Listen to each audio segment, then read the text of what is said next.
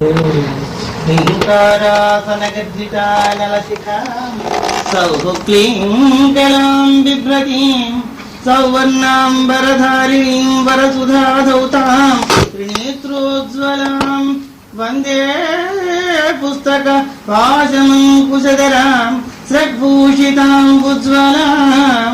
त्वां गौरीं त्रिपुरां परात्परकरां श्रीचक्रसञ्चारिणी श्रीविद्यां शिववामभागनिलयां श्रीङ्कारमन्त्रोज्ज्वलां श्रीचक्राङ्कितबिन्दुमध्यवसतीं श्रीमत्सभानायकां श्रीमच्छण्मुखविघ्नराजजननीं श्रीमद्जगन्मोहिनीं मीनाक्षी प्रणतोऽस्मि सन्ततमहं कारुण्यवरानिधिं तवेहि। ओं नमो ब्रह्मादिभ्यो ब्रह्मविद्यासम्प्रदायकर्तृभ्यो वंश ऋषिभ्यो महभ्यो नमो गुरुभ्यः। ओं हरलीलावताराय शंकराय परोजसे कैवल्यकर्णा कल्पतरवे गुरवे नमः। ओं नमः प्रणवार्थाय शुद्धज्ञानैकमूर्तये निर्मलाय प्रशान्ताय दक्षिणामूर्तये कृष्ण कृष्ण। మగవాడిగా ముందు జరిగి కూర్చోండినా సర్దుకోవచ్చు, కనుక వాళ్ళకి అవకాశం వస్తుంది. ఆడవాళ్ళు కూడా కొంచెం మఠాలు పూజించుకుంటే అప్పుడు దగ్గర ఒకరు కూర్చోవచ్చు. భగవతి సంపూర్ణ కరుణాకరణ ప్రసారంతో తృతీయ దివసం యోగ వాసిష్టంలో అడుగుపెడుతుంది. నిన్న భావ శుశ్రూషానుభవం చేత ఎట్లా అనుభూతి పొందవచ్చు అన్న విశేషాంశం చెప్పుకున్నాం. దశరథుడు మహానుభావుడై ఉండి శుశ్రూషల్లో ఉండే విశేషాంశాన్ని తెలిసి ఉండి తాను మండలాది అధిపతి ఉండి కూడా ఎవరైనా పెద్దలు వచ్చినప్పుడు ఎట్లా సంచరించాలో అన్న విధి విధానంగా ఉండేటువంటి యుక్త విధానాన్ని మనకు హెచ్చరిక చేశారు. ఎంత గొప్పవాడైనా తపోధరణ ముందు మాత్రం వీరెందుకు పనికిమాల వాళ్ళే. భోగం, భాగ్యం, ఐశ్వర్యం, ఆనందం అన్నీ ఉన్నా పూర్ణానంద స్వరూపుల ముందు వీళ్ళందరూ ఆనందం కూడా క్షణికానందాలు కనుక ఇవన్నీ అశాశ్వతమనే తత్వాన్ని గుర్తింపజేస్తూ నవరత్న ఖచ్చిత సింహాసనం మించి లేచి నవరత్న ఖచ్చిత కిరీటంతో కూడుకున్న ఆ మస్తకాన్ని అతని పాదపద్మాల దగ్గర అంకితం చేసి నమస్కరించారు. తీసుకెళ్లారు, అర్ఘ్యప్రదానం చేశారు, పాద్య ప్రదానం చేశారు, పాద ప్రక్షాళన చేశారు, మధుపర్కాన్ని ఇచ్చారు, గోదానం ఇచ్చారు. అట్లా ముచ్చటించి మాట్లాడుతున్నప్పుడు విశ్వామిత్రుడు ఒక మాట అన్నారు, ఇదంతా నీ ప్రజ్ఞ కాదు, వశిష్ఠుల వారి శిష్టాచార సంపత్తితో నీకు అనుగ్రహించినటువంటి విద్యాతత్వం ఇది. ఆ గురువుల దగ్గర సుశిక్షితులవై ఉండబట్టి నీకు పెద్దలతో ఎట్లా సహవాసం చేయాలో, ఎట్లా ముచ్చటించాలో, ఏ మార్పులు ఎక్కడెక్కడ ఎట్లా సంభవింపజేసుకోవాలో అన్న విషయం నీకు తెలిసింది. పెద్దల సంస్కారం లేకుండా వచ్చేవి కావున్నా ఏదో మనకు తెలిసిన గ్రంథం చదువుకుని ఆ గ్రంథంలో గొప్పవాళ్ళం అయిపోయామని అనుకోవచ్చు. జ్ఞానం కలగడం వేరు, జ్ఞానానంతరం కర్మాభ్యాసం చేయడం వేరు. జ్ఞానం కలగవచ్చు కానీ జ్ఞానంతో కర్మోపాసనలు కూడా ఫలపూర్తి అయినప్పుడు మాత్రమే పూర్ణస్థితి వస్తుంది, లేకపోతే లేదు. మామిడికాయలు పండబెట్టి తీసుకొస్తూ ఉంటారు, పచ్చగా ఉంటాయి పండ్లు. అవి చూడడానికి పచ్చగానే ఉంటాయి కానీ తింటే పులుపు, రుచి ఉండదు. రూపానికి పచ్చగా ఉన్నా రుచి వాసన రెండు రాకుండా ఉండే మామిడికాయలు లాంటి మనస్తత్వాలు మనకి.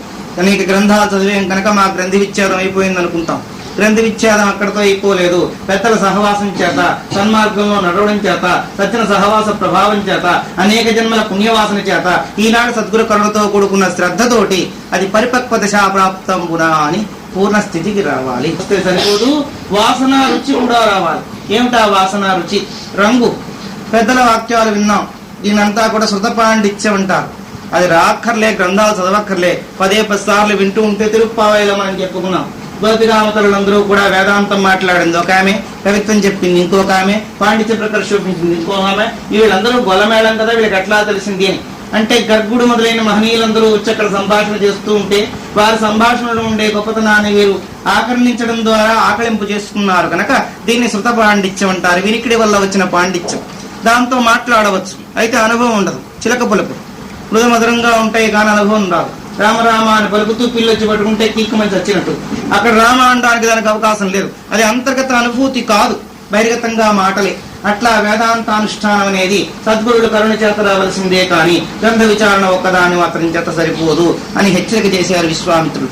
శిష్టాచార సంపత్తి గల వశిష్ఠుడి సన్నిధిలో ఉండబట్టి వారి అనుగ్రహానికి ప్రాప్తుడు కాబట్టి పెద్దలు వచ్చినప్పుడు ఎట్లా సంచరించాలో వారిని నీకు మునుపు చెప్పి ఉండబట్టి అట్లా చేసావు విశ్వామిత్రుడు అని చెప్పి విశ్వామిత్రుడు శ్లాఘనీయంగా చెప్పు నేను అర్థించడానికి వచ్చాను. దశరథుడు తన్మయమైపోయినా అయిపోయి ఇవ్వడంలో చూడండి, దానం చేయడం అందరూ చేస్తారు, దాతృత్వం అందరికీ రాదు. దానం చేయడం అంటే ఏదో తప్పనిసరి ఈ రోజుని చేస్తే పుణ్య విశేషం ఉంది, ఆ పుణ్యంతో మనకి ఏమైనా కలిసి వస్తున్న ఉద్దేశంతో చేయడం. ఇక్కడ అట్లా లేదు. పెద్దలేని మీరు ఒకటి వాళ్ళు వస్తే చాలు, దేశం కాలం కూడా పుణ్యమయం అయిపోయింది. ఇప్పుడు కార్తీక మాసం మాఘమాసం అక్కర్లేదు, విశ్వామిత్రుడు అడుగుపెట్టిన తక్షణమే పుణ్యకాలం, పుణ్యమాసం, పుణ్యక్షేత్రం అన్నీ అయిపోయినాయి. కనుక మీకు నేను ఏం కావాలంటే ఇది ఇస్తాను అని దానం చేసినప్పుడు దాత వేరుగా ఉండి దానం చేయడం ఇది కాదు. దాతృత్వం, ప్రియవక్తృత్వం, ధీరత్వం, ఉచితజ్ఞత ఇవి అభ్యాసేన నలభ్యంతే. అభ్యాసం వల్ల వచ్చేవి కావు, జన్మ జన్మాంతర సంస్కారం చేత రావాలి, అలవడాలి. దానం చేద్దాం, ఆ దానం చేద్దామని బుద్ధి పుట్టొచ్చు, కానీ పక్క వాళ్ళని చూసి మనం కూడా అంత చేస్తే బాగుండని చేస్తే చేయవచ్చు, కానీ మనస్ఫూర్తి కాదు. కర్ణుడిని చూసి దుర్యోధనుడు చేద్దాం అనుకున్నాడు, దాన దుర్యోధనాన్ని బిరుదు పెట్టుకుందాం, ఏం సాగలేదు. ఆ కథాభాగం అంతా మీకు తెలుసు. వానాకాలం ముందే వచ్చి ఇంద్రుడే అలాంటి మాయలు చేస్తూ ఉంటాడు. ఏమండి నేను పెద్ద యజ్ఞం చేస్తున్నాను, మీరు ఏమైనా దానం చేస్తారా? ఓ నీకేం కావస్తుంది ఇచ్చేస్తాను. ఆషాఢ మాసంలో అడిగారు, శ్రావణ మాసంలో యజ్ఞం అయితే సరే అన్నాక వాళ్ళు దట్టంగా పడుతున్నప్పుడు వచ్చాడు. మళ్ళీ వచ్చి ఏమండి నాకు యజ్ఞానికి కలప కావాలి, ఇస్తారా? ఇప్పుడు ఎక్కడ తెస్తాను, నీకు మతి శుద్ధి లేదు, దానం అన్నాం కదా అని చెప్పి సంవత్సరంగా అడిగితేలాగా ఇప్పుడేం కలపలేదు. సరే కర్ణుడు గారి దగ్గరికి వెళ్ళా, ఏమండి ఇప్పుడు నాకు కలప కావాలి. ఓ తప్పకుండా ఇస్తాను, దానికేం లాభం, అన్నీ ఉన్న మేడ పడగొట్టేయండి అన్న. పడగొట్టేసి కలప తీసి ఇచ్చారు. దుర్యోధన గారు పేరు పెట్టుకుందాం అనుకున్న ప్రఖ్యాతి వారికి దక్కలేదు. దాన దుర్యోధన అంటే కూడా అసభ్యంగా ఉంది వినడానికి. దానకర్మ అంటే ఆనందంగా ఉంది, కానీ దాన దుర్యోధన, దానగంభీర అంటే విరుదులు తగుతున్నట్టే ఉంది, కానీ ఆనందం ఏది? ఇది దాతృత్వం, అది సహజంగా రావాల్సింది. ఒకరు చెప్తే వచ్చేది కాదు, చెట్టులో చావు పుట్టినట్టు రావాలి దాతృత్వం అన్న. ప్రియవక్తృత్వం, మృదు మధురంగా మాట్లాడడం, అందరూ మాట్లాడతారు. ఆ మాట్లాడే మాటలు వింటే ఎప్పుడు వేగంగా వెళ్ళిపోతారని కొందరు అనిపిస్తుంది. లేదు వింటున్న కొద్దీ మరలా మరలా మరలా వినాలనే భావన కలుగుతుంది. ఇది ప్రియవక్తృత్వం. ఉచితజ్ఞత, ఉచితాలను గుర్తించడం, ఎప్పుడు ఎక్కడ ఎవరితో ఎట్లా ముచ్చటించాలి, ఎవరిని ఏ ఉద్దేశాలతో సంభాషించినప్పుడు వారిని సన్మానం చేయాలి అని తెలుసుకుని చేయడం. దేశం, కాలం, పాత్ర, ఔచిత్యం గుర్తిస్తూ వారిలో ఉండే గొప్పతనం విశేషమైనప్పుడు దేశకాలాలతో కూడా సంబంధం లేకుండా చూస్తూ ఉండేటువంటి ప్రజ్ఞ ఏదైతే ఉందో అది ఉచితజ్ఞత. ధీరత్వం, ఏమిటా ధీరత్వం? ఒక పని చేద్దామని పట్టుదల కలిగి ఉండడం. ఇవాళ ఆరంభం చేయడం 2 రోజులు చెవిపోటు రాగానే అదేమిటో మొదలు పెట్టగా పెడిసి కొట్టిందండి, మాకు ఈ సంవత్సరం మనకి రాదు, ఈ క్రోధం వెళ్ళిపోయి అక్షయ వచ్చాక చేస్తామని అప్పటిదాకా ఉంటాం, లేదు గ్యారంటీ లేదు, అక్షయక్కర్లేదు, రేపే చెప్పలేం. అట్లా ధీరత్వం లేకపోవడం. ఈ 4 లక్షణాలు ఎట్లా వస్తాయండి? అభ్యాసేన లభ్యంతే, అభ్యాసం వల్ల వచ్చేవి కావు. అట్లాంటి మహద్వైభవాన్ని పొందున్నావు నీవు దశరథ అన్నారు. దశరథుడు కూడా చాలా ఆనందపడ్డారు. మీకేం కావస్తుంది ఇస్తా అన్నారు. ఇక్కడ దాతృత్వంలో గొప్పతనం ఏంటంటే స్వమేవా తత్వయితి, నాతో సహా మీకు ఇస్తున్నాను దానం. అది దానం చేసేవాడు వేరే దానం చేస్తారు, అది గొప్పతనం కాదు. నాతో సహా నేను దానం చేసుకుంటున్నాను, మీకేం కావాలో చెప్పండి అని. అట్లా చేసింది బలిచక్రవర్తి. తనతో సహా తాను భగవంతుడి కైంకర్యం అయిపోయి పాతాళానికి వెళ్ళిపోయినారు. నిన్ను పాతాళానికి పంపిస్తారని గురువు గారు చెప్పి, వారెవరనుకున్నావు సాక్షాత్ మహావిష్ణువు వచ్చే అవతారంతో దేవత సంరక్షణ కోసం చెప్పి ఈ ద్రవ్యం అంతా లాక్కుంటాడు, నిన్ను ఏమీ లేని వాడిని చేసేస్తాడు, నిన్ను కూడా నాశనం చేస్తాడు. అప్పుడేం చేస్తావు? పారే రాజులు రాజ్యములు గల్గవే గర్భోన్నతి పొందరే వారేరి సిరిమూట కట్టుకొని పోవంజాలిరే. ఎంతమందో రాజులు ఉన్నారు, ఎంతో ద్రవ్యం సంపాదించే 2 మూటలు పట్టుకోవాలి అనుకున్నారు, కానీ పట్టుకెళ్ళిన వాడు ఒక్కడు లేడు, పైసా పట్టుకెళ్ళాడా? శిబి ప్రముఖుల పేరైనం గలదే. శిబి చక్రవర్తి మొదలైన వారు శాశ్వత కీర్తిని ఆర్జించారు. శరీరాలు పడిపోయినా కీర్తి నిలబడిపోయింది. వారిని కీర్తికాయులు అని పిలుస్తారు. వారి కాయం లేదు, కానీ కీర్తి మిగిలింది కనుక వారు ఎప్పుడున్నారు, ఇప్పుడు కూడా తలుచుకుంటున్నాం. ఇప్పుడే కాదు, ఆ చంద్రార్కం తలుచుకోదగ్గ వ్యక్తులు. అట్లాంటి కీర్తి కావాలి, కానీ నాకు విధానం అక్కర్లేదన్నారు. ఆ తర్వాత ఇక్కడ విశేషాంశంలో దశరథుడు కూడా అట్లనే త్యాగం చేశారు. నీకేం కావస్తుంది కోరుకున్నారు, వెంటనే కోరుకోమని అన్నారు కనుక విశ్వామిత్రుల వారు ఆలోచించి మంచి కోరికను కోరడం ప్రారంభించారు.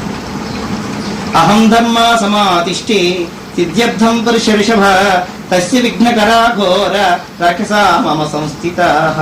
పురుష శ్రేష్ఠ, నేను యజ్ఞం చేస్తున్నాను, యజ్ఞానికి విఘ్నం చేసేటువంటి రాక్షసులు విజృంభిస్తున్నారు కనుక వారి విజృంభణ అణచడం కోసం చెప్పి కార్యంగా పెట్టుకొచ్చాను. యదా యదా తు యజ్ఞేన యజ్ఞేహం విబుధవ్రజాన్ తదా తదా తు మే యజ్ఞం వినిఘ్నంతం నిశాచరాః. నేను ఎప్పుడెప్పుడు దేవతల కోసం యజ్ఞం ప్రారంభిస్తే అప్పుడప్పుడే రాక్షసులు వచ్చి దాన్ని పూర్తిగా నశింపజేస్తున్నారు కనుక వాటి నుంచి రక్షించాలంటే నీ అనుగ్రహం ఉండాలి, కానీ వేరెవరూ రక్షించలేరు. బహుశా విహితే తస్మిన్ మాయా రాక్షస నాయకాః అకిరంస్తే మహీం యాగే మాంసేన రుద్రేణ చ. యజ్ఞం ప్రారంభించి ఆ హోమంలో తర్పణం మొదటిసారి వేస్తే ఊరుకుంటున్నారు, రెండోసారి తర్పణం వేసే లోపుని రక్తం మాంసం వర్షంగా కురుస్తున్నారు. రక్త మాంసాలు అగ్నిహోత్రంలో పడితే యజ్ఞం పోతుంది. అపతూతేన సభూతేన తస్మిన్ యాగగదంబకే కృతశ్రమో నిరుత్సాహ తస్మాన్ దేశేదుపాగతాః. ఇట్లు ఆరంభించి శ్రమ అయితే పడుతున్నాను కానీ పూర్ణం కాలేదు, కానీ నీ ఆశ్రయంలో ఉండే మాలాంటి వాళ్ళకి ఇట్లాంటి విఘ్నాలు రాకూడదు. ఆ రక్షణ చేయాల్సిన బాధ్యత రాజుగారి మీద ఉంది. బ్రాహ్మడుగా ఉన్నవాడు లోకమంతా కూడా సుఖశాంతులతోటి శాంతి సుక్షతులతోటి ఉండాలని కోరుకోవడం, క్షత్రియుడైన వారు పరిపాలన చేస్తూ లోకంలో ఉండే వారికి కీటివాదలు లేకుండా చూడడం, వైశ్యాదులందరూ కూడా పశుపోషణ వ్యాపారం చేస్తూ సమృద్ధిగా ద్రవ్యాన్ని అందరికీ అందించడం, శూద్రాదులందరూ వ్యవసాయం చేస్తూ వీరందరికీ పట్టుకొమ్మగా ఉండడం, ఇది ధర్మాలుగా పెట్టారు. ఈ 4 ధర్మాలతోటి లోకం సుభిక్షంగా ఉంటుందని. అయితే ఇప్పుడు ఆ ధర్మాలు లేవు. అందరూ ఉద్యోగాలు, అందరూ చదువులే. ఎవరి ధర్మం వాళ్ళు మర్చిపోయినారు. ఆ ధర్మం లేకపోయి ఇప్పుడు ఏడుస్తూ ఉన్నాం.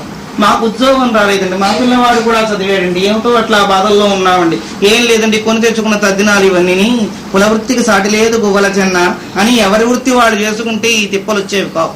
కుమ్మర్లు కుమ్మర్లు, కమ్మర్లు కమ్మర్లు, ఏతవాడు ఎవరి కులీల వృత్తులు వాళ్ళు చేసుకుంటూ పండితులుగా బ్రాహ్మణులుగా ఉండేవాళ్ళు వేదాధ్యయనం, తపస్సు, అధ్యయనం ఇట్లాంటివి చేస్తూ ఉంటే ఉండేవి కావు. ఇప్పుడు అందరూ కూడా విద్యకు ఎగబోయేటప్పటికీ వారితో పాటు ప్రారంభం ఉద్యమాలపై స్త్రీలు కూడా బయలుదేరారు. మేము గార్గి, భార్గవి, కాత్యాయని, మైత్రేయి చూడాలా, అంతకన్నా పెద్దవాళ్ళం, వాళ్ళకన్నా మేము కేవలం కానీ చల్లడం కాదు అని చెప్పి చదువులు మొదలుపెట్టి పురుషులకు ఉద్యోగం లేకుండా పోతుంది.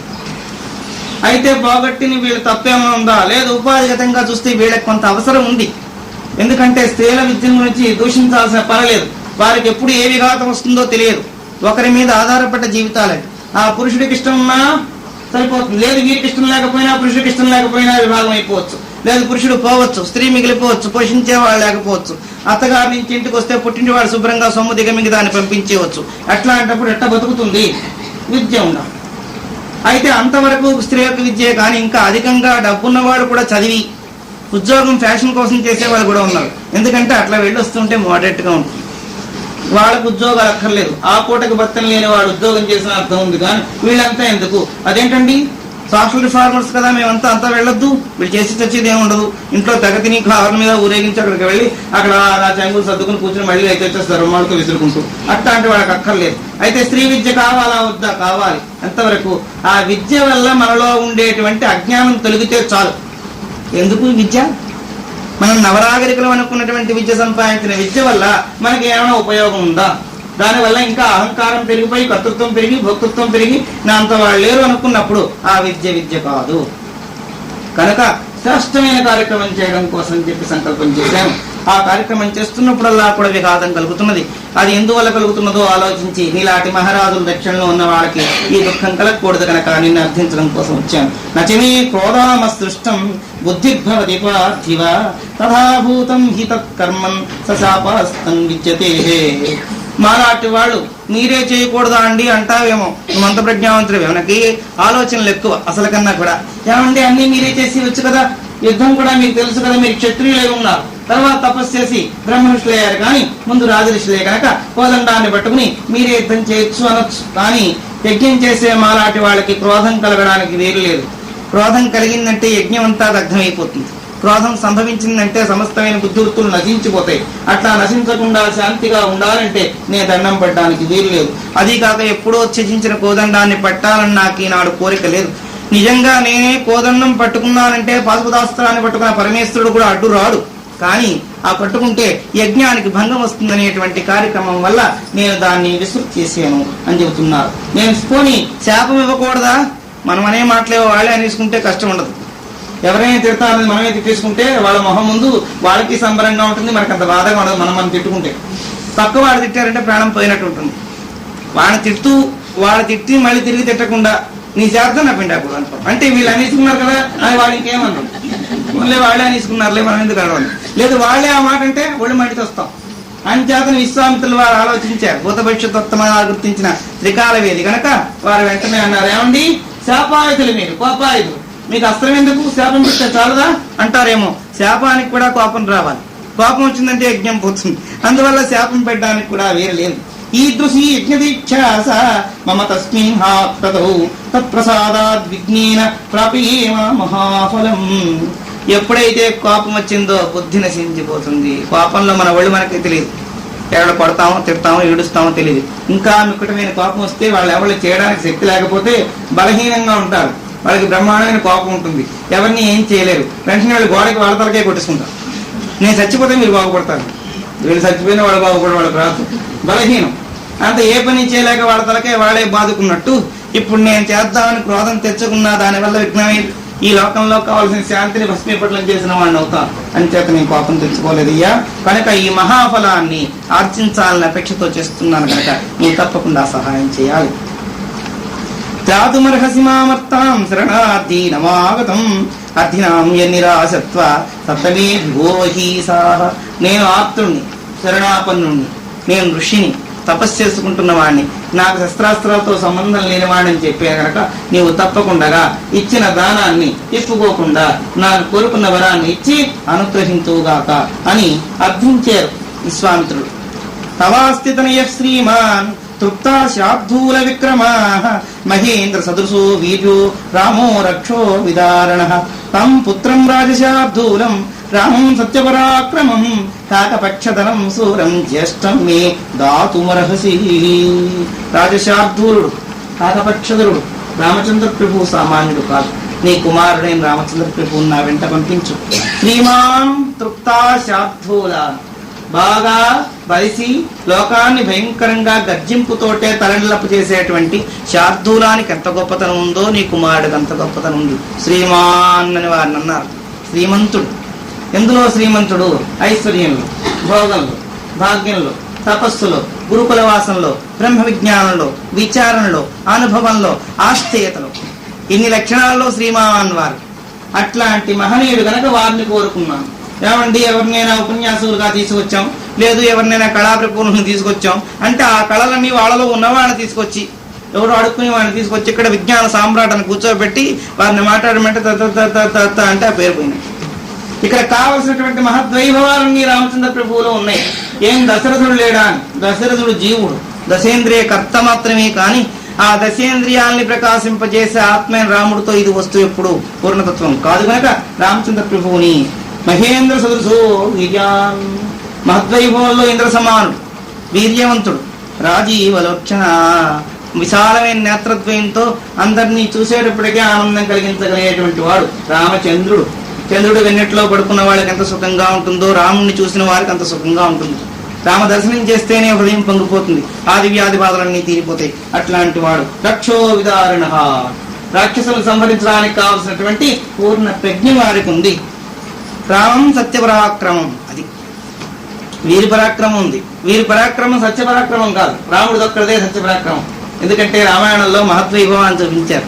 రావణాసురుణ్ణి కింద పడిపోయిన తర్వాత ఇంకా పడిపోక ముందు మొదటి రోజులో శరీరేంద్రియాలన్నీ పాపం గాయం పడిపోయి శస్త్రాస్త్రాలని కింద పడిపోయి చేతులు కొంతవరకు నరకబడి విచారగ్రస్తుడై రావణాసుడు మూర్ఛపోతే వెంటనే యుద్ధాన్ని ఆపు చేసిన తర్వాత రావణాసుడితో చెప్పారు, వెళ్ళు ఈనాటికి విశ్రాంతి తీసుకుని రేపు తిరిగిరా, పాపం చాలా బాధగా ఉన్నాం. ఎవరు అలా కనికరించేవారు? రామం సత్యపరాక్రమం, సత్యం మీద కట్టుబడి యుద్ధం చేసినటువంటి మహనీయుడు, సత్యం మీద కట్టుబడి జీవితాన్ని నడుపుకున్న మహనీయుడు, సత్యం మీద కట్టుబడి జీవిత అవశేషం దాకా కూడా అందరికీ ఆచరణ ప్రధానంగా మసలినటువంటి మహనీయుడు కనుక సత్యపరాక్రమం. రావణాసురుని అట్లా చేసి పంపించి మర్నాడు విశ్రాంతి తీసుకుని వచ్చాక యుద్ధం ప్రారంభించి కింద రావణాసురుడు పడిపోయిన తర్వాత లక్ష్మణ్ని పిలిచి చెప్తా, లక్ష్మణ మహనీయుడు రావణాసురుడు, ఆయన దగ్గరికి వెళ్ళి రాజనీతిజ్ఞత తెలుసుకుని రమ్మన్నా. లక్ష్మణుడికి ఏమీ పాల్పోలేదు. వాడు మహనీయుడు, నేను మహనీయుడును, నువ్వు అలా చెప్తున్నావు ఒప్పుకోని, నీకు తెలియదు. ఎంత గొప్పవారైనా ఒకప్పుడు కించజ్ఞత్వం కొంత లోపం ఉండవచ్చు. 99 వంతులు ప్రజ్ఞావంతులైనా ఒక వంతు కొంచెం మల్ల ఉంటుంది. ఎందుకంటే పూర్తి బంగారం ఇవ్వడానికి వీరు లేక ప్రార్థించారు. అర్థమంత మాత్రం చేత ఈ మంచి లక్షణాలని లేవడానికి వీరు లేదు. నవకోటి శివలింగార్చన చేసిన మహనీయుడు అట్లాంటి వాడు పడిపోతే ఇప్పుడు నవకోటి శివలింగాలకి అర్చన లేకుండా పోయింది. ఒక్కసారి కొట్టేశాను, అయిపోయింది. అంతేకాదు అతను ఎంత బలవంతుడు అంటే కుబేరుని తన్ని తీసుకొచ్చాడు పుష్పకం. అట్లా ఎవరు తీసుకురాలేరు. అట్లాంటి మహత్వైభవం ఉంది. ఎక్కడెక్కడ మంచి వస్తువు వాడి కంటి పడితే ఆ మంచి వస్తువు తీసుకొచ్చేదాకా కూడా వాడు రాత్రి పగలు నిద్రపోడు. అంత ప్రజ్ఞ. అంతేకాదు వాడి శరీరేంద్రియాలను కూడా నాశనం చేసుకుని ఆత్మలింగాన్ని తీసుకొచ్చి ఇంట్లో పెట్టాలని ప్రయత్నించాడు. అంత గొప్పవాడు వాడు. అందుకని రావణ అని పేరు. భయంకరుడు. ఏమిటి రావణం అంటే ఎవరూ చేయలేని పని వాడు చేసి చూపిస్తాడు. అందరూ వీణ వాయించి పరమేశ్వరుని మెప్పిస్తే వాడు రుద్రవీణ వాయించి మహేశ్వరుడి కిందకి లాక్కొచ్చేస్తాడు. ఏమిటి రుద్రవీ అంటే పొట్ట పీకేసుకుని పేగులు లాగేసుకుని వీణ వాయించడం. పేగులు పీసుకుంటేనే సస్తాం అసలు. వాడు చావలేదు సరికదా. దాని మీద మంత్రపూరితంగా ఉండేటువంటి పంచాక్షరిని వాయించాడు. అది రుద్రవీణ అయింది. ఆ పంచాక్షరిని వాయించి పరమేశ్వరుని మెప్పించి ఆత్మలింగాన్ని తీసుకొచ్చి అందించాడు తల్లి కైకసికి. అట్లాంటి మహనీయుడు కనుక సామాన్యుడు కాదు రావణాసురుడు. నీవు అనుకునేటువంటి నీచుడు మాత్రం కాదు. ఎందుకు ఈ వృత్తి కలిగింది అంటే తను తరించాలని ఉద్దేశంతో సీతమ్మని తీసుకొచ్చాడు. వారికి తెలుసు వీరెవరో కాదు, నా కింకరుడు. వైకుంఠంలో ఉండేటువంటి జేగిజులు శాపగ్రస్తులై ఇట్లా వచ్చారు. వాళ్ళకి ఇక్కడితోటి అంతమైపోవడం కోసం అని చెప్పి ఆ కర్మల్లో ఉండే ప్రాయచిత్తం కోసం అమ్మ సీతమ్మని తీసుకొచ్చి ఇంట్లో పెట్టుకున్నాడు. అట్లా పెట్టుకుంటే లోకం అంతా కూడా దూషితంగా చూస్తారు. చూసినప్పుడు వాడు చేసిన పాపాలు దూషితంగా చూసిన వాడు పనిచేసుకుంటారు. వాడికి బాగా తెలుసు. అంచేతను ఇది రాజనీతి. వారికి వాడు చేసిన ఎన్నో పాపాలు చేశాడు. వాడు కాముకుడు అన్నారు, ఇంకోటి ఎప్పటికీ కూడా రావణాసుడు అంటే ఇప్పుడు అమ్మగడబ్బు గారుకుని వాడ దుర్మార్గుడు అంటారే అన్నవాళ్ళందరికీ ఆ పాపం ఇప్పటికీ పనిచేస్తూనే ఉన్నాడు. వాడికి ఆ రాజనీతి తెలుసు కనుక అమ్మవారిని తీసుకొచ్చి ఎక్కడ పెట్టాడు? సామాన్య స్థలంలో పెట్టలేదు. అశోకవనం అంటే శోకం లేని స్థానం. తద్ధామం పరమం మమ ఆత్మస్థానంలో ఉంచారు అమ్మవారిని. అమ్మవారిని ఆత్మస్థానంలో గురుస్థానమైన శిరస్థానంలో ఉంచుకుని ఆమె నీచంగా నిందించినట్టు అంటే ఆమెను దూషిస్తున్నట్టు లోకం అంతా చూడాలి. చూసి వాడిని తిట్టాలి. తిడితే వాడు చేసిన పాపం వీళ్ళకి పోవాలి. వాడు మాత్రం హాయిగా వైకుంఠంలోకి వెళ్ళాలి. ఇది ఆలోచన. ఇట్లా చేసి పెట్టుకున్నారు కనుక రాజనీతిజ్ఞుడు వెళ్ళమన్నారు. అప్పుడు లక్ష్మణుడి కాస్త కళ్ళు తెరుపులు పడ్డాయి. అమ్మ నాయన ఇంత ఆలోచన ఉందా వీడికి, మనకి తెలియకపోయింది. వీడు దుర్మార్గుడు దుష్టుడు పనికిరాని వాడు అనుకుంటున్నాం. విశ్వావసు బ్రహ్మ కుమారుడు, దైవసు బ్రహ్మ మనోడు, మహానీయుడు. ఇట్లాంటి మహనీయుడికి తెలియదుందా? అప్పుడు లక్ష్మణుడు వెళ్ళి తల దగ్గర నిలబడ్డాడు. గర్వం కాస్త అహం ఉంది. వారికి డిగ్నిటీ భంగం వచ్చింది. లక్ష్మణస్వామి తల దగ్గరికి వెళ్ళి నమస్కారం చేసి, రావణ రాజనీతి గురించి చెప్పన్నా. నీకు అసలు నిలబడమే చేతకాని వాడికి నీతి ఎలా చెప్పమన్నావు? కాళ్ళ దగ్గరికి వెళ్ళి నిలబడు. గురుస్థానం దగ్గరికి వచ్చినప్పుడు శిరస్సు అక్కడ పెట్టి నమస్కరించి అడగాలి కానీ నా తలకాయ దగ్గర దీపం పెట్టడానికి వచ్చినట్టు అక్కడ నిలబడ్డానికి పొమ్మన్నా. అప్పుడు వచ్చి పాదాల దగ్గర నమస్కారం చేసి ఇప్పుడు అడుగు చెప్తాను అని విశేషమైన రాజనీతి గురించి ఆశ్చర్యపోయాడు లక్ష్మణుడు. ఆహా, ఇంత మహాపండితుడే, 4 వేదాలని అవపోసన పట్టినవాడు, షట్శాస్త్రాన్ని దర్శనం చేసినటువంటి వాడు, ధర్మానికి ధర్మస్వరూపమైనటువంటి వాడు, ఇతడికి నిజమైన పనిచేసేంటే నమ్మకం లేదే. ఎందుకు చేశాను అన్నది రాముడు ముందు చెప్తున్నాడు కనుక ఆ విషయాన్ని చర్చించి శరీరం వదిలిపెట్టేశాడు. అట్లా అంటప్పుడు రామచంద్ర ప్రభు ఆ దండాన్ని గడ్డం కింద పెట్టుకుని వారు చెప్పే విచారణ అంతా విన్నారు. వింటున్న ఆ రామచంద్రుడిని చూస్తూ శరీరం వదిలిపెట్టాడు రావణాసుడు. అయిపోయింది. ఎందుకు ఇట్లా అన్నా అంటే విరోధిని కూడా ఆనందంగా సన్నిధికి వెళ్లి వాడి మృత్యుకాలంలో తన దర్శనాన్ని ఇచ్చి వారికి వైకుంఠ ప్రాప్తిని కలిగింపజేయడమే కాకుండా సహోదరుడికి బ్రహ్మ విజ్ఞానంతో కూడుకున్న రాజకీయ విజ్ఞానం కూడా కల్పించడానికి కావలసినటువంటి సత్యపరాక్రమ స్వరూపుడు రాముడు. అట్లాంటి వాడిని విశ్వామిత్రుడికి ముందే తెలుసు. అంచేత నువ్వు వచ్చి కూర్చుంటా అంటే నేను ఒకలాగా ఉన్నావు. అక్కడ నీ ఉద్దేశం ప్రకారం నువ్వు రాక్కర్లేదు.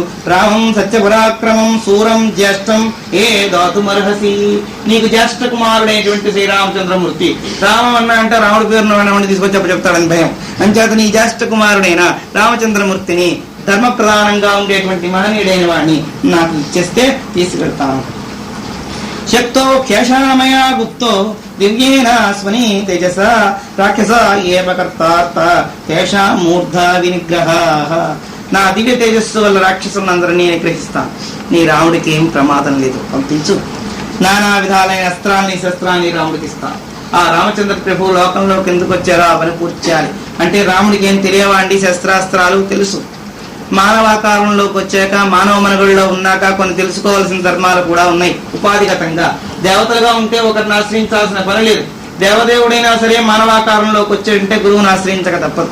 కృష్ణావతారం పరిపూర్ణావతారం ఏంటి కూడా కాశీ క్షేత్రంలో సాందీప మహర్షిని ఆశ్రయించుకుని వారి ద్వారా విద్యారాశిని గుర్తించినట్లు ఇక్కడ రామచంద్ర ప్రభు ఎంత గొప్పవాడైనా ఉపాధి మానవోపాధి మహద్వైభవం అందులో ఉన్న ఉపాధిగతంగా మాణిక్యం ఉంది, మట్టి ముద్దలో పెట్టాం, దాంట్లో ఒకచుడికి ఈ మట్టి అంతా అతుక్కుని దాని ప్రభావం కూడా కొంత కించజ్ఞం అవుతుంది. అట్లా రామచంద్ర ప్రభు ఉపాధిలోకి వచ్చాడు. అది ఆకాశంగా ప్రవాహమైనప్పటికీ నేల మీద తగిలేటప్పటికల్లా నాచు అల్లుకుంటుంది, సహజ లక్షణం. అట్లా భూస్పర్శ చేత నాచు అల్లుకున్నట్టుగా దేహస్పర్శ చేత రాముడికి నరత్వం వచ్చింది కనుక నరత్వంలో ఉన్న వాడిని నారాయణ తత్వంగా హెచ్చరిక చేస్తూ ఉండాలి కనుక వారికి శస్త్రాస్త్ర పాండిత్యాన్ని నేను అందిస్తానని చెప్పారు. పేషాం నచాన్యాం కాకుసోజ్యోతిత ముస్సహేతు కుమాన్ ఇతే కేసరిణి ప్రధానాత్మానం కారణమివాహ. రామచంద్ర ప్రభు సామాన్యుడు కాదు, నీ కొడుకు సంగతి నీకు తెలియదు దశరథ, నాకు తెలుసు అన్నారు. అంటే కన్నాను పెంచని పెద్దవాడిని చేసిన నాకు తెలియదు అంటావేమో. నీకు పెంచడంలో మమకారంతో పెంచావు, నీ జన్మాంతర పుణ్యం చేత నీకు పుట్టాడు, అంతేగాని నీకు ఆ ప్రజ్ఞ తెలియదు. మన ఇంట్లోనే మంచి గంధపు చెట్టు ఉన్నా మనం నీళ్లు పోసి పెంచినా దాని విలువ మనకు తెలియదు. ఎవరో వచ్చి చెప్తారు, ఇది అబ్బా మంచి గంధ వృక్షం మీ ఇంట్లో ఉందా అని, ఇది మంచి గంధ వృక్షమా అని. అప్పుడు అంతవరకు మనకి దాని గురించి తెలుసుకునే విషయం పెంచుతున్నాం కానీ విషయం తెలియదు. అట్లా మహద్వైభవాన్నంతా కూడా నీ గర్భంలో ధరించగలిగేవంటే అది నీ జన్మాంతర పుణ్యం. తపమేమి చేసిన్నో తెలియా శ్రీరామ జయ రామ శృంగార రామయని చింతింపరాదేవో మనసా. నిరంతరం రామనామ సంకీర్తనాల చేత నీ జన్మాంతర కృతం చేత వశిష్ఠులు గురువుగా ఉండడం చేత పుత్రకామేట్ చేసిన పుణ్యం చేత ఈ మహనీయుడు తేజస్సుగా ఉన్నవారు నామరూప సూత్ర గోత్రాలు కలిగి మీ దగ్గర ఉన్నారు. కానీ వీరు సామాన్యులు కాదు. కాకుస్యోం ఉత్సాహాన్ పుమాన్ కేశరణాన్ కుదాత్మానం హరిణామివా. ఒక్క సింహం గర్జిస్తే చాలు ఏనుగులు గుంపులు పారిపోతాయి. అట్లా అవి మహానుభావుడు ధనిష్టంకారం చేస్తే చాలు నిశాచరులందరూ కూడా నశించిపోవలసిందే. తోపించిన సింహం తాలూకు ముంగిట్లో లేళ్లు దుప్పులు ఇంకా హీన జంతువులు ఎట్లా ఉండలేక చెల్లాచెదరై పారిపోతాయో అట్లా సమస్తమైన రాక్షసులు కూడా నశించిపోతారు, మిగిలిన వారు పారిపోతారు. వీరోసుక్తాహిదే పాపాః కాలకూటోపరణీరణి ఖరదూషణోద్భృతాకృతానాం కుపితా ఇవ రామస్య రాజశార్దూల సహిష్యంతే న సాయకం అనార్థగతధారాణం జలస్యేనైన పాంశవాః. బలగర్వితులు, పాపిష్టులు, విషయవాసనా భూయిష్టులు, యమనియమంతో కూడుకునేటువంటి తపస్సుల్ని కూడా భంగం చేసేటువంటి కరదూషణాదులు ఇద్దరు వస్తున్నారు. వీరు సునందుడైనటువంటి రాక్షసేశ్వరుడికి తాటక్కి పుట్టినటువంటి సంతానం. వారిద్దరు తాలూకు బలంతో వీరిద్దరూ కూడా లోకంలో విజృంభించి అందరం నశింపజేస్తున్నారు కనుక శ్రీరాముడి శరపరంపర చేత వీళ్ళు నశించిపోవాలని ఉద్దేశంతో తీసుకెళ్తున్నా అని చెప్పారు. నచ పుత్రకృతం స్నేహం కర్తుమర్హసి పార్థివ నతవస్తిం జగత్స్నం దేయం మహాత్మనం. అయితే ఒక మాట విను దశరథ, నీకు పుత్రవాత్సల్యం మెండని నాకు తెలుసు. అయినా పుత్రవాత్సల్యంతో పురాకృత సుకృతంతో కూడుకునేటువంటి ప్రత్యస్త్రాలను ఇస్తానంటే కూడా కాదని తవదన్నకు. నీవు ఇంట్లో నీ కుమారుని పెట్టుకుని అస్త్ర ప్రత్యస్త్రాలు ఇవ్వలేవు, నేను ఇవ్వగలను. సమర్థుడైన వాడి దగ్గరికి శిష్యుడుగా పంపించడంలోనే యథార్థమైన తండ్రి చేసే నిర్ణయం ఖచ్చితంగా ఉన్నట్టు తెలుస్తుంది కనుక నిజమైన తండ్రి గురువుల దగ్గరికి పంపించేటప్పుడు గురువుని విచారణ చేసి పంపించడం ఒక ధర్మం కనుక నాలాంటి గురువు లేడు, నీ కొడుకులాంటి శిష్యుడు దొరకడు కనుక వెంటనే పంపించు, ఆలోచించొద్దన్నాడు. ఇతను ఏ మాట ఆలోచించుకుంటున్నా ఆ మాట ఆలోచనకు ముందే వారు మాట్లాడుతున్నారు. త్రికాల వేదిత్వం అంటారు. వీరి భావనట్లా గుర్తించి వాళ్ళ మనసులో ఉండే భావం చెప్తుంటారు. బా మీకట తెలిసిపోయిందండి, తెలియక్కర్లేదండి, మీ మొహం చెప్తున్నది. కోతిగారు వచ్చారు, తిమ్మన్నా నీ పేరు అని అడిగారు. అరే నా పేరు నీకెట తెలిసింది అంటే నీ వాళ్ళకమే చెప్తున్నది తిమ్మన్న, నీ వేరే చెప్పాలా? అట్లా మన మనసులో ఉండే భావాలని ప్రత్యక్ష ప్రమాణంగా కనబడుతూ ఉంటే మీకేమైనా మిస్పరిజం అక్కర్లేదు, హిప్నటిజం అంతకన్నా అక్కర్లేదు, మొహమే తెలుస్తున్నది కదా, ఈ కళ ఇంతే అని చెప్పవచ్చు.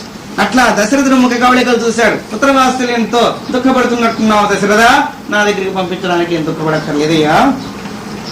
యది ధర్మోహత్వంచ ఇతిష్టే మనసి స్థితం తన్మాక్యం సవిప్రేమాత్మజం దాతుమర్హసి. నీకు పుత్రుడి మీద ఉండే ప్రేమ కన్నా కూడా రాముడికి ధర్మం మీద, మహత్వం మీద, పెద్దల మీద ఉండే ప్రేమ ఎక్కువ కనుక ఎవరికి ఎక్కువ ఇష్టమైన వస్తువు దగ్గరికి వారిని చేర్చడంలో ఆనందం ఉంది. కన్యని పెంచుతాం, మనకు ఆ అమ్మాయి మీద ఎక్కువ ప్రేమ, కన్నవాళ్ళకి పెంచిన వాళ్ళకి మమకారం ఉండదు. కానీ కొంత వయసు వచ్చిన తర్వాత ఆమెకు వివాహం చేసి భర్త దగ్గరికి పంపించాలి. పంపించకపోతే దోషం. ఏమండి మేము కష్టపడ్డాం, పెంచుకున్నాం, ఇలాంటి మా అమ్మాయిని ఎట్లా ఇచ్చిమన్నావు, ఎప్పటికైనా ఇవ్వక తప్పదు, ఇవ్వకపోతే నీ గౌరవం పరుగు పోతుంది, తర్వాత పెద్దదాని కన్య ఇంట్లో ఉంటే తండ్రికి ఆమెకి ఏం సంబంధం అంటే, అమ్మో అలాగా ధర్మం ఒకటి ఉంది. పెంచేంత వరకు మమకారంతో నువ్వు కన్యను పెంచినా ఒక ఏ చేతికి ఇవ్వక తప్పదు. వాడు కొట్టని తిట్టని, వాడు కొడతాడు తిడతాడు అండి, పెళ్లి చేస్తే చాలా బాధలు ఉన్నాయి, అందుకని మా ఇంట్లో అట్టే పెట్టేసుకుంటాను అంటే కుదరదు. అట్లా వెనకాతలు వస్తే కష్టాలుంటాయి, దుఃఖాలుంటాయి, రాముడికి బాధలు కూడా కలగవచ్చు. కానీ కన్యని వధువు చేతిలో పెట్టినట్టు గురువు దగ్గరికి శిష్యుడిని అప్పచెప్పాలి. అట్లా అప్పచెప్పి వారి చేత సుశిక్షితుడైతే లోకానికి పనికొస్తారు. అట్లా కన్యలందరినీ ఉంచుకోకుండా వారు కన్యాదానం చేశారు కనుక ఆ కన్యల్లో ముఖ్యమైన మహాపతివ్రతలుగా మారారు కనుక ఆ పతివ్రతలై త్రిమూర్తుల్ని బొమ్మలుగా చేసి ఆడించారు. అట్లాంటి మహామతులు పుట్టడానికి కారణం ఆ కన్న తల్లిదండ్రులందరూ కూడా అష్టవర్షాత్ భవేత్ కన్య అని చెప్పి 8వ సంవత్సరం రాకముందే వివాహాన్ని ప్రయత్నం చేసేవారు. అసలు కన్య ఋతుస్నాత అయిన తర్వాత ఏం చేయకూడదు, పుష్పతేక కళ్యాణం చేయకూడదు, ముందుగానే చేయాలని ధర్మం పూర్వ సాంప్రదాయం. అదేంటండి శారదా బిల్లు అంటే యాక్ట్ లో అది చేస్తూ ఉంటున్నారు. కానీ ఇప్పుడు ఏ బిల్లు లేకుండా 35 ఏళ్ళు పోతుల్లా పెంచి చేస్తే వీళ్ళకి కాన్పుల కష్టాలు, మరొక కష్టాలు, ముసలాళ్ళు అయిపోయి డొక్కు మొహాలు వేసుకుని నాకు మొన్నే పెళ్లి అయింది నీ ఫోటో తీయించుకుంటే పెళ్లి కూడా ఏమన్నా పిడకలే ఏముంది, కళలన్నీ పోయిన తర్వాత ఇంకేముంటుంది, ఇంకో 4 ఏళ్ళకి అన్నీ అయిపోయి ఇంకా సమాన స్థితిలో ఉండాల్సిన వయసులో పెళ్లి. మేము ఇప్పుడు చేస్తున్నాం అండి, ఇప్పుడు నా రీసెర్చ్ అంతా ఏంటి, నాకు 38 వెళ్ళి 39 వస్తుంది, వారికి 48 వచ్చింది. ఇప్పుడు మేము ఎందుకు ఇప్పుడు చిన్న కుటుంబం ముగ్గులు పెట్టుకుంటూ ఆ పుట్టే సంతానానికి ఏ మార్గం చూపించకుండా పూర్వీకులు చేసిన సిద్ధాంతాలు ఏం తప్పు కావు. అయితే మనకి తెలివితేటలు గొప్పగా ఉన్నాయని వాడిని నిందిస్తున్నాం, కానీ విచారణ చేస్తే దానివల్ల ఫలితం పొందుతున్నావా? పురుషుడు పెద్దగా ఉన్నాం, స్త్రీ తక్కువ వయసులో ఉన్నాం, సహజంగా ఉంది సనాతన నుంచి. ఇప్పుడు అటు నుంచి రివర్సు. నక్షత్రం మంచి నక్షత్రం, మంచి ముహూర్తం, మంచి కాలం ఎంచుకుంటారు రాయించేటప్పుడే. ఏమంటే మీ పిల్లలు జాగ్రత్తగా పంపించండి, ఏదైతే అరిష్టాలు లేకుండా ఉంటాయి, ఏది ఉద్దోషం లేకుండా అలా నక్షత్రం ఇచ్చి ఈ నక్షత్రంలో మా అమ్మాయి పుట్టిందండి, సీతా సావిత్రి అనసూయ అన్ని చోట్ల తిరిగి వస్తుందని. అట్లా అంటే ఆమె తీసుకొచ్చి ఆ నక్షత్రం ఆ జాతకం చూపిస్తే వీళ్ళు నిజం అనుకుని చేసేసుకుంటే అబ్బాయి కన్నా 5 ఏళ్ళు పెద్ద.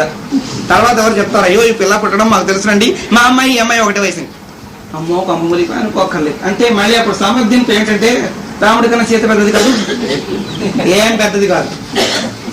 ఒకసారి పుట్టి శరీరత్యాగం చేసి మళ్ళా పుడితే పెద్దది ఎట్లా అవుతుంది? ఇట్లనే పాపం మహానుభావుడు పద్మాక్ష మహారాజు కూడా బాధపడ్డారు. నా బంగారు తల్లిని నేను ఎట్లా ఇచ్చి కన్యాదానం చేస్తాను, చేయనన్నాడు. ఏమెందుకు చేయవు?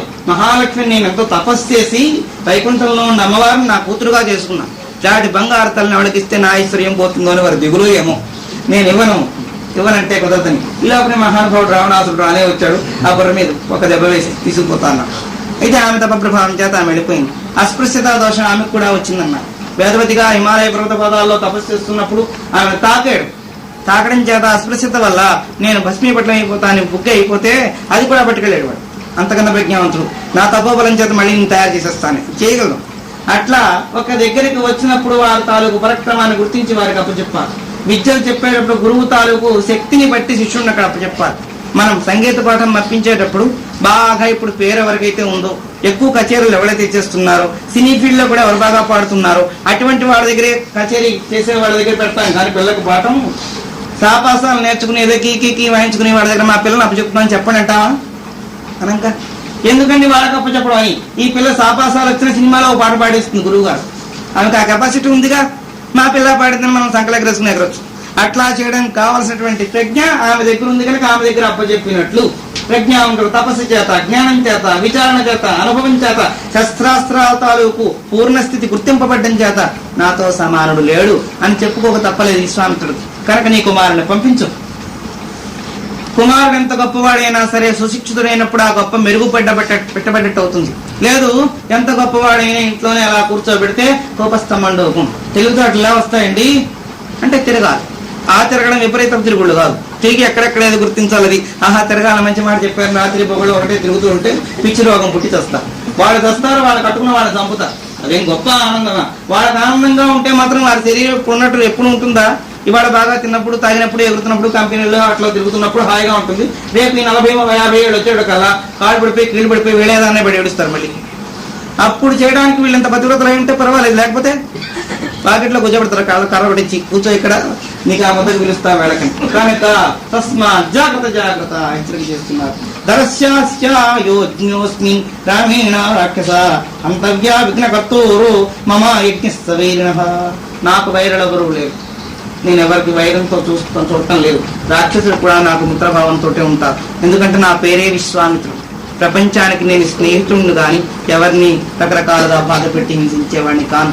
అయినా ఇప్పుడు నాకు శత్రుభావన ఎందుకు వచ్చిందంటే చేసే యజ్ఞాన్ని విఘ్నం చేస్తున్నారు కనుక. నాత్యేతి కాలం కాలజ్ఞ యథాయం మమ రాఘవ తథా కుర్వశ్వం భద్రంతే మాచ సోకే మనాహృదాః. దశరథ, నా సమయం నష్టం కాకుండా చూడు, యజ్ఞం రక్షించబడేటట్టు చూడు.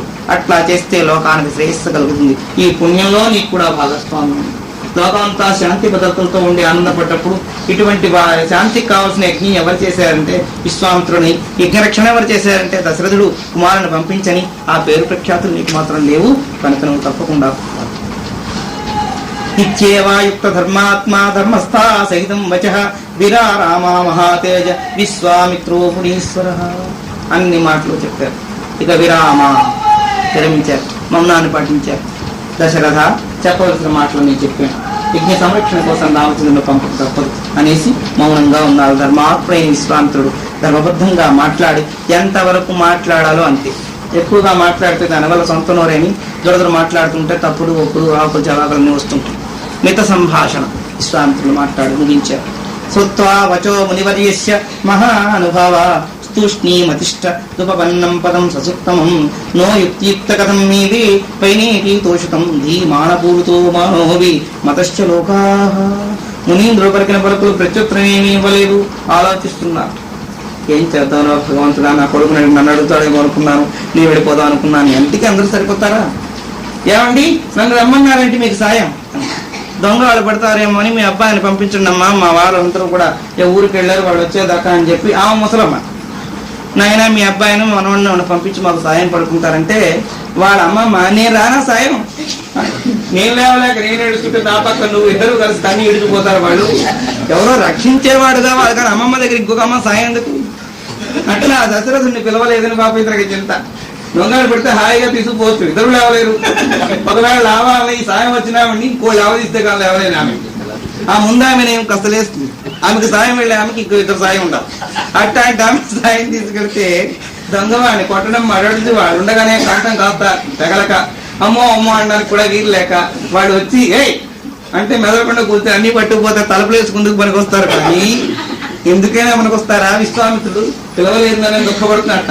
దశరథుడు అయ్యో నన్నే పిలిచాడు కాదు, కొంతసేపు ఆలోచిస్తున్నాడు. ఎందుకు పిలవలేదు అనుకున్నాడు. మౌనం వహించాడు, విచారణ చేశాడు. ఏం చేస్తే బాగుంటుంది? తపస్సులో మహానుభావుడు. అప్పుడప్పుడు వీరి కోపాయుధులను కూడా పేరుంది. ఇంతవరకు నా అదృష్టం బాగుంది, మంచిగా మాట్లాడారు, శాంతంగా ఉన్నారు. ఇప్పుడు కానీ నేనేమన్నా ఒకటి అటు ఇటు మాట్లాడానా వీరి కోపం వచ్చిందా, నా పని స్మాష్.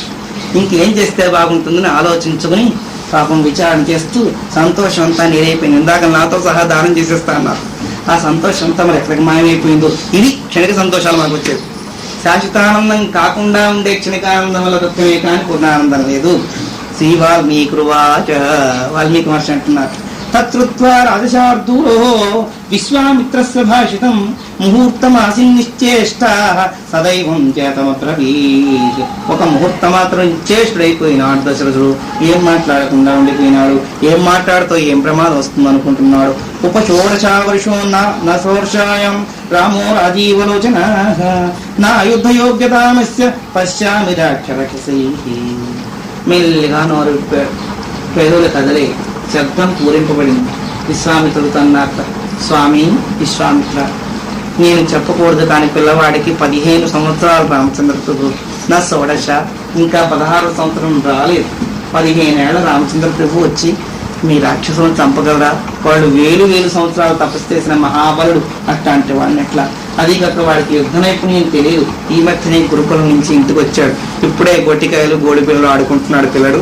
అట్లా వాడి తల్లిదండ్రుల దృష్టిలో ఎప్పుడు చిన్నపిల్లగానే ఉంటారు. వీళ్ళకి 50 ఏళ్ళు వచ్చినా 80 ఏళ్ళ వాళ్ళు ఉంటే వాడికి ఏం తెలుసునండి అంటే వాడికి తెలియదు. శుభ్రంగా 10 మంది పిల్లలు నాడు ఊరంతా తిరిగి వస్తున్నాడు, వ్యాపారం చేసుకుంటాడు. వీళ్ళ దృష్టిలో వాడికి ఏం తెలియదు. వాడు అందరూ పంపలు కూల్చేస్తుంటాడు. అట్లా అంత ప్రజ్ఞావంతుడైన వీళ్ళ దృష్టిలో వాడి చంటి వాడే. అట్లా రామచంద్రుడు 15 ఏళ్ల వాడేని అంటే వారి ప్రజ్ఞ పూర్తిగా తెలియదు కనుక ఇయమక్షోణీ పూర్ణాయస్యాః పతిరహస్యం ప్రభో తయా పరివృతో యుద్ధం దాస్యామి విసితాసిని. అక్షోణి సైన్య సంఖ్యతో సేనాధిపతితో సహా కావస్తే నేను రావడానికి సిద్ధంగా ఉన్నాను. నేను వచ్చి యుద్ధం చేస్తాను. ఇమీ సూర విక్రాంత కృత్వా మంత్ర విశారదాః అహం చేషం ధనుష్పాణి వక్తా సమరయూధని. సూర్యులందరూ ఉన్నారు, బలపరాక్రమ సంపన్నులు ఉన్నారు, మంచి మేధావంతులైన మంత్రులు ఉన్నారు. వారందరితో కూడా నేను వస్తాను. నేను గాని ధనస్సు పట్టుకుంటే అంటాడు. ఇంకేం ఓపికలు దొరికినాయి. అక్కడ గంభీరం చెప్పిన అవగాహన ఇటం అలా అంటావు, నేను 10 మంది పెట్టు ఎందుకు కబుర్లు చెప్పడానికి, అంతేకాని దొంగలు పట్టుకుంది కాదు. పెద్ద నోరు పెట్టి అరవమంటే అరుస్తుంది, కబుర్లు చెప్తుంది. కానీ అట్లా గంభీరంగా నేను ధనుష్టంకారం చేస్తే రాక్షసు వారు ఈ శక్తంతో వారికి తెలుసు. ఏ భిస్తై వీరాణం మహేంద్ర మహతాపితాః దదామి యుద్ధదాత్తానాం కరుణామి వికేశరి.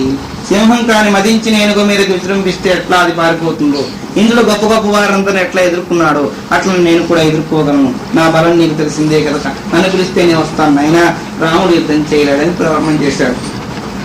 బాలో రామస్త్వనీకేషు నజానాతి బలాబలం అంతఃపురాదుతే దృష్ట్వా నాని రావణీ.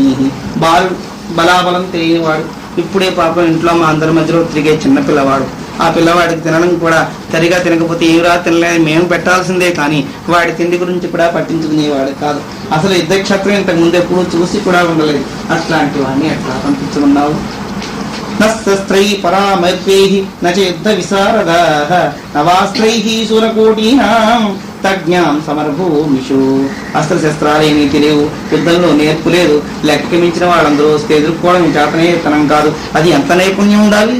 నేనైతే చాలు నీ ప్రజ్ఞ, మా తాతలు నెదురు తాతే మా మూతులు వాసంతరం, నీ ప్రజ్ఞ అంతా ఎప్పుడూ అయిపోయింది. 11,000 సంవత్సరాల తపస్సులోనే భస్మీ పట్ల నేను దాపలం.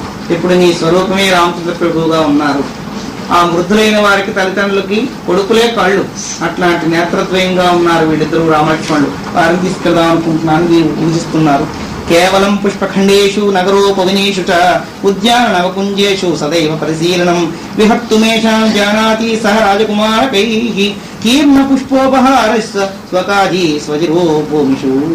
ఇప్పుడిప్పుడే ఉద్యానవనాల్లో తిరుగుతున్నాడు, ఆ పూల ముక్కల్లో తిరుగుతున్నారు, అక్కడక్కడ మకరందపానం చేస్తున్నారు. ఇంకా చిన్న లక్షణాలు పోలేదు రాముడికి. అయితే పోలేదు అని మహనీయులు లోకంలో నటిస్తారు. నటించినప్పుడు ఏ అవస్థకు సరిపోయిన అనుకూల వేషాన్ని అవస్థకు వేస్తారు. రామచంద్రమూర్తి కూడా పుష్పకండేషు పువ్వులను ఇట్లా తీసి చిన్నప్పుడు మేము చేసే పనులు వారు కూడా చేశారన్నమాట. అప్పుడప్పుడు క్రాటన్ మొక్కల పార్కుల్లోకి పోయి క్రాటన్ పూలు ఉంటే అవి ఇలా తీసి ఇంత పెద్ద తేనె ఉండదు అక్కడ సపరిస్తున్నాం, అదే తీగా తగులుతుంటుంది పుష్పకండేషు. అట్లా రామచంద్రుడు ఉద్యానవనాలు తిరుగుతూ ఆ పువ్వుల నోట్లో పెట్టుకుని ఇప్పుడే మకరంద పానం చేస్తున్నాడు చంటికులకు. అట్లాంటి వాడిని యుద్ధంలో గట్లా పంపించను.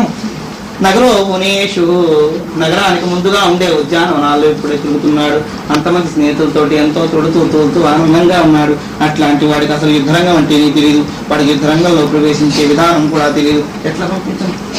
పూలు రాలిపోయిన దాని మీద నడుస్తూ రాలిన పూల మీద నడిచేటువంటి మృదుపాదాలు కలిగిన మా రాముడు కఠిన శిలాఫలకాలతో కూడుకునే యుద్ధరంగంలో నడవగలడా? ఎంత సున్నితంగా పెంచుకున్నానో నా గుండెల్లో పెట్టుకున్న కుమారుణ్ణి ఎవరి పిల్లల్ని వాడు ఎట్లా పెంచుకుంటారు? అయితే రాజు కనుక చక్రవర్తి ఆ మాట అంటే ఆనందంగా ఉంటుంది, సామాన్యులు అంటే పెంచేలేమమ్మా అంటారు. వాళ్ళు వీళ్ళకి లెక్క ఉండదు. వాళ్ళు పాపం పూలు చేస్తే నాలుగు చేసే పిల్లల్ని పెంచుకోరు మమకారంతో. కనుక నేను చాలా కష్టపడి పెంచుకున్నానయ్యా. అద్యా త్వరితరితం బ్రహ్మ మనుభాగ్య విపర్యా ఈ మహేనీ పద్మాభా సంపన్నో హరిణకుశ. నా దురదృష్టం ఏం చేయమన్నావు? అంత ముద్దుగా పెంచుకున్నా ఇప్పుడు రామచంద్ర ప్రభు సరోవరంలా కృషించిపోతున్నాడు, శరత్కాల సరోవరంలా. అట్లా పిల్లవాడు రోజు రోజుకి కూడా దినదిన ప్రవర్ధమానంగా ఉండవలసిన వాడు దిగులు పడిపోయినాడు, కళావిహీనుడైపోయినాడు. పాలిపోయిన చెక్కలతో రాముని చూస్తూ ఉంటే నా గుండె తరుక్కుపోతున్నది. అయ్యో, నేను ఎంతో ముద్దుగా పెంచుకున్న రామచంద్రుడు ఎందుకింత విషాదంగా ఉన్నాను. ఆ ఏడుపుతో నేను ఏడుస్తుంటే పైపెచ్చి నువ్వు వచ్చి ఆ పిల్లని కూడా ఏమంటావు? ఆ ఏడుపు గడవనా, నువ్వు పిలిచేవని ఇంకా ఏడవనా? కానీ ఒకసారి నా గురించి ఆలోచించి స్వామిత్ర. నా తుమ్మాన్నాని శక్నోతి నభెత్తుం గృహాని అంతఖేట పరీతాత్మ తూష్ణీం కృష్ణాతి కేవలం. అన్నం తినటం లేదు, తిరగటం లేదు, ఇంట్లో సంచారం లేదు, విచార మనస్కుడే ఉన్నాడు రామచంద్ర. సదా సా మృత్యోహం తత్కృతే మృణాయక శరదీవపయో వాహో స్నూనం నిస్సారగతంగత. నేను నా భార్య నా సేవకులు వాడి కొరకు ఎప్పుడు వెళ్తున్నాం, మాట్లాడుతున్నాం, రామ అంటున్నాం, పలకటం లేదు, మాట్లాడటం లేదు. మేఘాలని పోయిన తర్వాత ఆకాశంలో ఉండవలసిన వాడు మేఘావృతమైన ఆకాశంలో ఉన్నాడు. ఏమిటో సుఖాలన్నీ ఉన్నా కానీ వాడిని కాదంటున్నాడు, దుఃఖంగా ఉన్నాడు. అది ఎందుకో కారణం తెలియదు. ఈ దృశోసుతో బాల అధినాథ వశీకృత కథం దదామితం తుభ్యం యోజ్యం సహ నిచారి. వయస్సులో పిన్నవాడు, ఆ పైపెచ్చు మనోవిచారంతో కూడా ఉన్నాడు. ఇట్లాంటి వాడు యుద్ధం ఏం చేస్తాడు? ఏదైనా ఒక ఆటకైనా పాటకైనా యుద్ధానికైనా వెళ్ళాలంటే ఉత్సాహం ఉండాలి. ఏమండి మీరు సినిమాకి వస్తారా అంటే ఉత్సాహంగా ఉండేవాడైతే వెళితే ఆ సినిమా ఏడుపుదైనా ఆనందంగా ఉంటుంది, నలుగురు ఉత్సాహంగా ఉంటే. ఇక్కడ ప్రారంభమే స్టార్టింగ్ లోనే ఏడుపు. వస్తానండి, ఏం చేస్తాను, ఏంటి అది అంత ఇష్టం లేదు, ఇష్టం లేక కాదు కానండి అని ఇక్కడి నుంచే కానీ అర్థన పేడ అనుకుంటూ బయలుదేరడం. ఈయన సరిపోయినట్టు అది కూడా అఘోరించి ఏడుపు. నువ్వే అసలు ముందు పేడ కొట్టేసి ఇంటి దగ్గర నుంచి ఏడుపు ప్రారంభమైంది సెల్లాగని. అట్లా కాకుండా ఉత్సాహం లేదు మా రామచంద్ర ప్రభువుకి. ఆరంభంలోనే దృష్టి కొట్టినట్టు అయిపోయింది. దుఃఖంతో కూడుకున్నాడు, సర్కార్ సరోవరంలా కృషించిపోతున్నాడు, అన్నం నీళ్లు తింటం లేదు, అసలే బలహీనంగా ఉన్నాడు. అట్లాంటి పిల్లని యుద్ధానికి పంపించమంటున్నాం. కొని మాట్లాడడానికి ఏదో విషయం చెప్పడానికి కూడా కాదు, అట్లాంటి వాడిని ఎట్లా పంపించగలను? అంతేకాకుండా అభిబాలాంగనా సంఘం దాదపీ సోదో సుధారసాత్ రాజ్యాదపి సుఖ ఏపీ పుత్ర స్నేహో మహామతి. సాధుశ్రేష్ఠ మహామతి, నీకు చెప్పాల్సిన పనిలేదు. నాకు పుత్ర వ్యామోహం ఎంతో చెప్పలేదు. మా రాముణ్ణి విడిచిపెట్టి క్షణం ఉండలేను. అది ఒక తపస్సు దశరథుడు. రాముడు భగవంతుడని తెలియకపోయినా తన కుమారుడనే భావనతో ఆ రామచంద్రమూర్తిని విడిచిపెట్టలేకపోవడం. అందుకు మన పిల్లలకి మంచి మంచి పేర్లు పెట్టుకోవడం. రాముడని కృష్ణుని పెట్టుకుంటే నీ కొడుకు రాముడంత వాడు కాకపోయినా నామంలో ఉన్న ప్రభావం చేతనా మనం తరించవచ్చు. చనిపోయేటప్పుడు రాముడనో కృష్ణుడనో వాళ్ళని మమకారంతో పిలుచుకున్నా అజామిలో వాక్యానంలో చెప్పినట్టు అట్లా తరించవచ్చు. ఇప్పుడు ఆ పేర్లు పోయి విశ్వష్ కదూ, నగేష్, సురేష్, ఆ షు వీడి జీవితం అంతా ఉషు, ఆఖరిలో ఉషే అని చేత నామకరణ ప్రభావిత. అట్లా రామచంద్ర ప్రభువుని ఎంతో ముద్దుగా పెంచుకున్నాను, ప్రేమతో పెంచుకుంటున్నాను.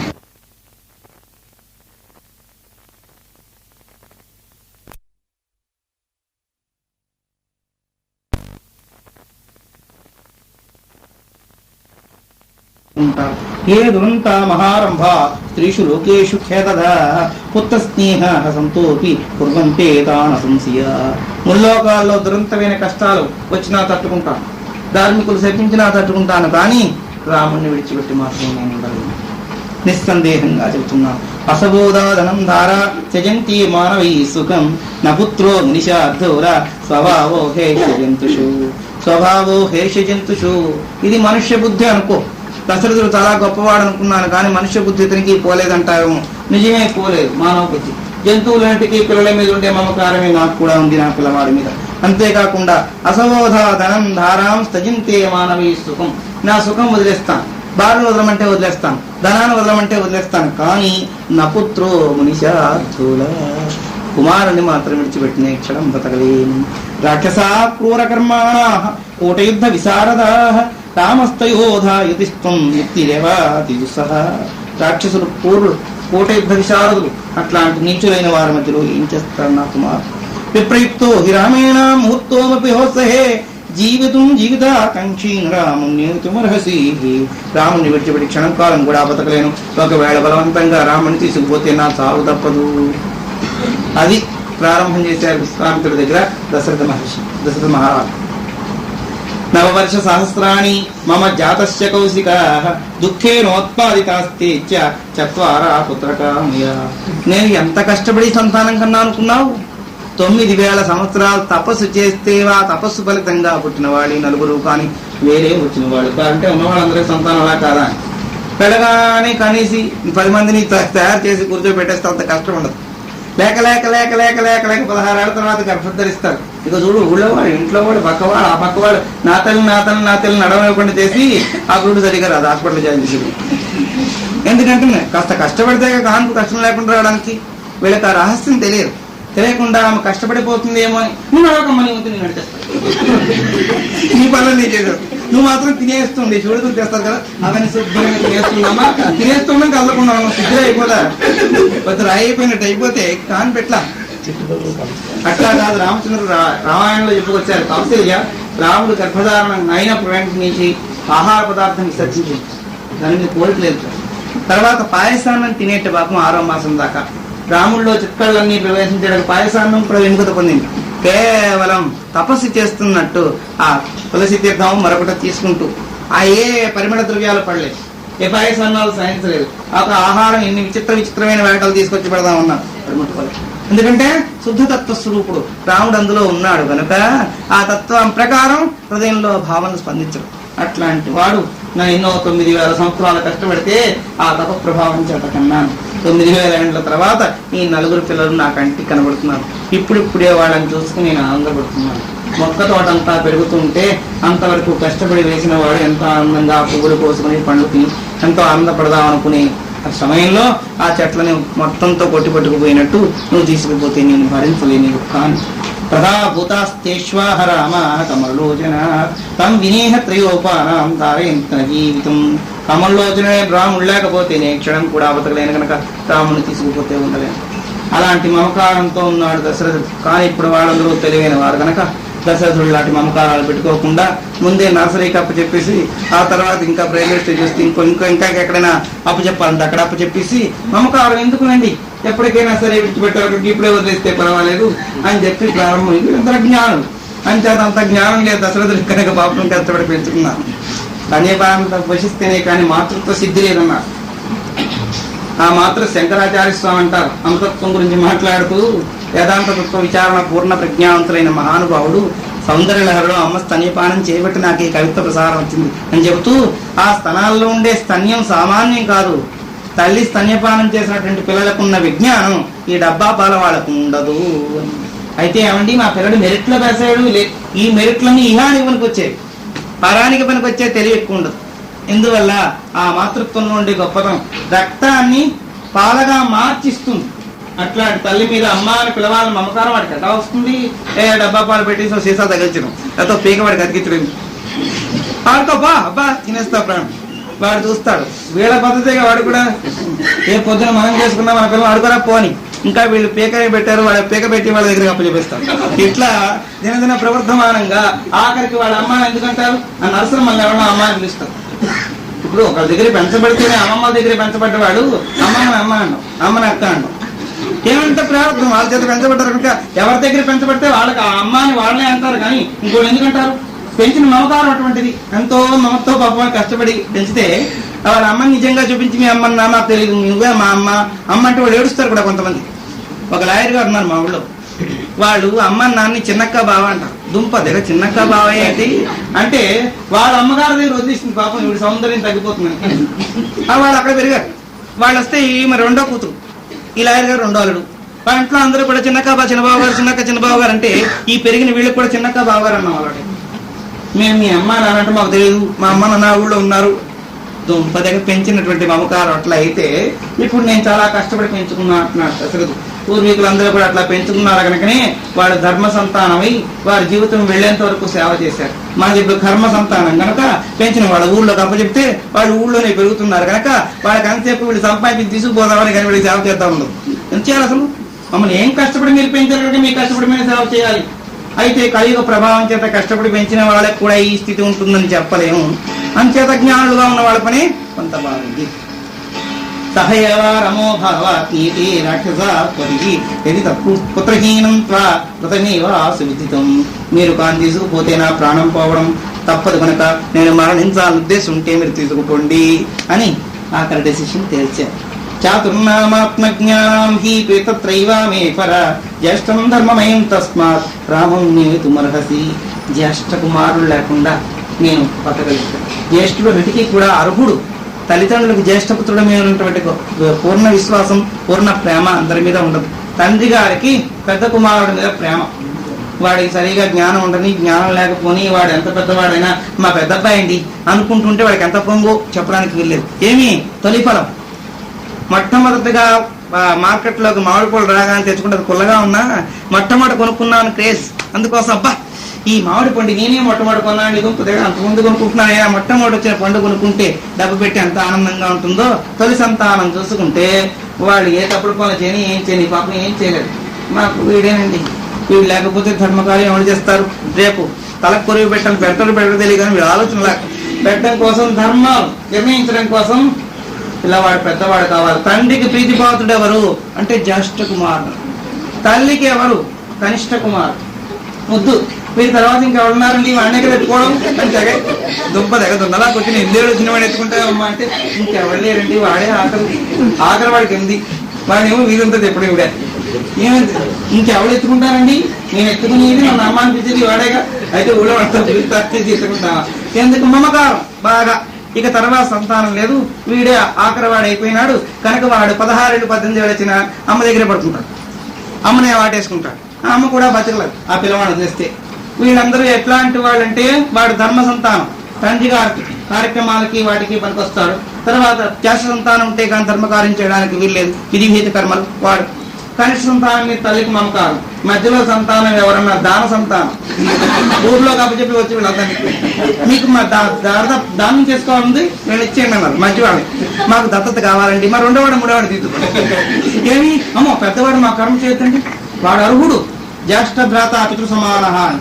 తండ్రితో సమానమైన వాడు ఎందుకంటే తండ్రిని వీళ్ళు సక్రమంగా చూసినా చూడకపోయినా తండ్రి పేరు పెట్టుకుని నేను ఎత్తుకునే తిప్పుకుంటాను తండ్రి ఎత్తుకోవాలి ఏంటి మీరు మీ నాన్నగారిని సరిగా చూసారా అంత వాడలా ఎత్తుకుంటామండి ఎడవాడిని నేను ఎత్తుకునేసి కనుక తండ్రి పేరు పెట్టుకుని పెద్ద కొడుకుని ఎత్తుకు తిప్పినట్లు వాడి నుండే మమకారం చేత తండ్రికి మొట్టమొదటి ఫలం మీద ఉండే ఇష్టం అంచేత పెద్దవాడు ఎలా ఉంది పాడైపోతుంటే వాడి గురించే విచారపడతాడు కానీ ఉన్నవాళ్ళ సంగతి పట్టించుకోడు తల్లికి ఆఖరి అయిపోయినాడు వీడికి ఏం చేస్తలేకపోయినా ఏం చేయాలి దేవుడు ఉన్న వాళ్ళందరూ తినేస్తారు శుభ్రంగా వీళ్ళు ఆస్తులు పనిచేసుకుంటున్నారు ఈ ఆఖరి కొండడికి ఏం ఇవ్వలేదని రంజీవుడికి ఏమమ్మా నీ బంగారం అదే ఎవరికి నువ్వు ఆ విషయం మాట్లాడద్దు అంతే అంత కోపం ఎందుకు అంతే నా బంగారం విషయం ఏంటి నేను తెచ్చుకున్నది అంతే నువ్వు మాట్లాడడానికి వీళ్ళు ఎవరికి ఇచ్చేస్తా ఆడపిల్లలేదు వీడేమైపోతాడు అని కసిరి ఆ పిల్లల కోసం ఎంత తప్పనో ఆఖరి బిడ్డ మీద మమకారం తల్లికి తప్పకుండా ఉంటుంది మరి మధ్య వాళ్ళు వీళ్ళకి ఆస్తి సరిగా ఉంటుందో ఉండదు కనుక మీరు దత్తత తీసేసుకోండి వీళ్ళు కూడా ఆస్తి వల్లగా ఉండాలి కనుక మధ్య 2 3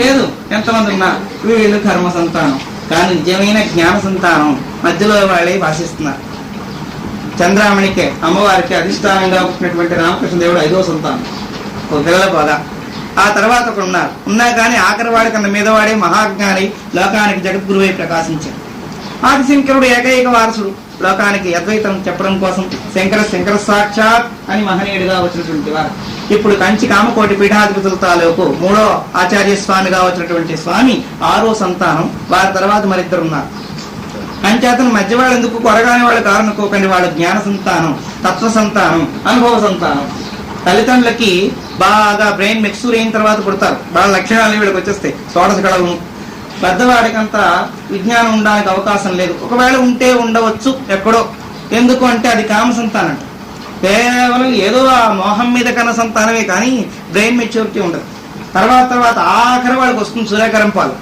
వీడు చంపి పుడతాడు వీడినా ఒక మాట అంటే ఆ మాట కన్నా ముందే వాడు ఆలోచించేస్తుంది అంటే ఆ ప్రజ్ఞలో ఉండగా పుడతాడు అట్లాంటి సంతానం అయితే నాకు రామచంద్రుడు జ్యేష్ఠ సంతానం వాడిని వదలుండలేము ఆ రామచంద్ర ప్రభు ధర్మకార్యం నిర్ణయం చేయాలి ఏదైనా మంచి పని చేయాలంటే రాముడి ద్వారా చేయించాలి మాకు ప్రారంభం చాలక ఏదైనా అయిపోతే కూడా చేయాల్సిన వాడు అట్లాంటి వాడిని వదిలేక నేను పోతే వెంటనే పంచాయతీ స్వామి ఎవరైనా ఇట్లా పాపం రాముడి తత్వాన్ని శ్రూయదేహి మహావీర్యో రావణో నామ రాక్షసః సాక్షాత్ వై శ్రవణాం భ్రాత్ పుత్రో విశ్వాసు మునిః సచేత్తే ముఖ్యజ్ఞానాం కరోతి కిల దుర్మతి తత్సంగ్రామేణ సక్తాస్మో వయం తస్య దురాత్మనః కుబేరుడు సహోదరుడు రావణాసుడు మహావీరుడు వారి పంపునిచ్చిన వాడంతకన్నా వీరుడు అట్లాంటి వాడిని నా ముద్దు బిడ్డ ఈ విధంగా సంహరించలేదు కనుక నేను ఆ పిల్లవాడిని వదలలేను అని నిర్ణయం చేశారు ఈ నిర్ణయం అంతా చేసి చెబుతుంటే విశ్వాంతుడు మొహంలో రంగులు మారుతున్నాయి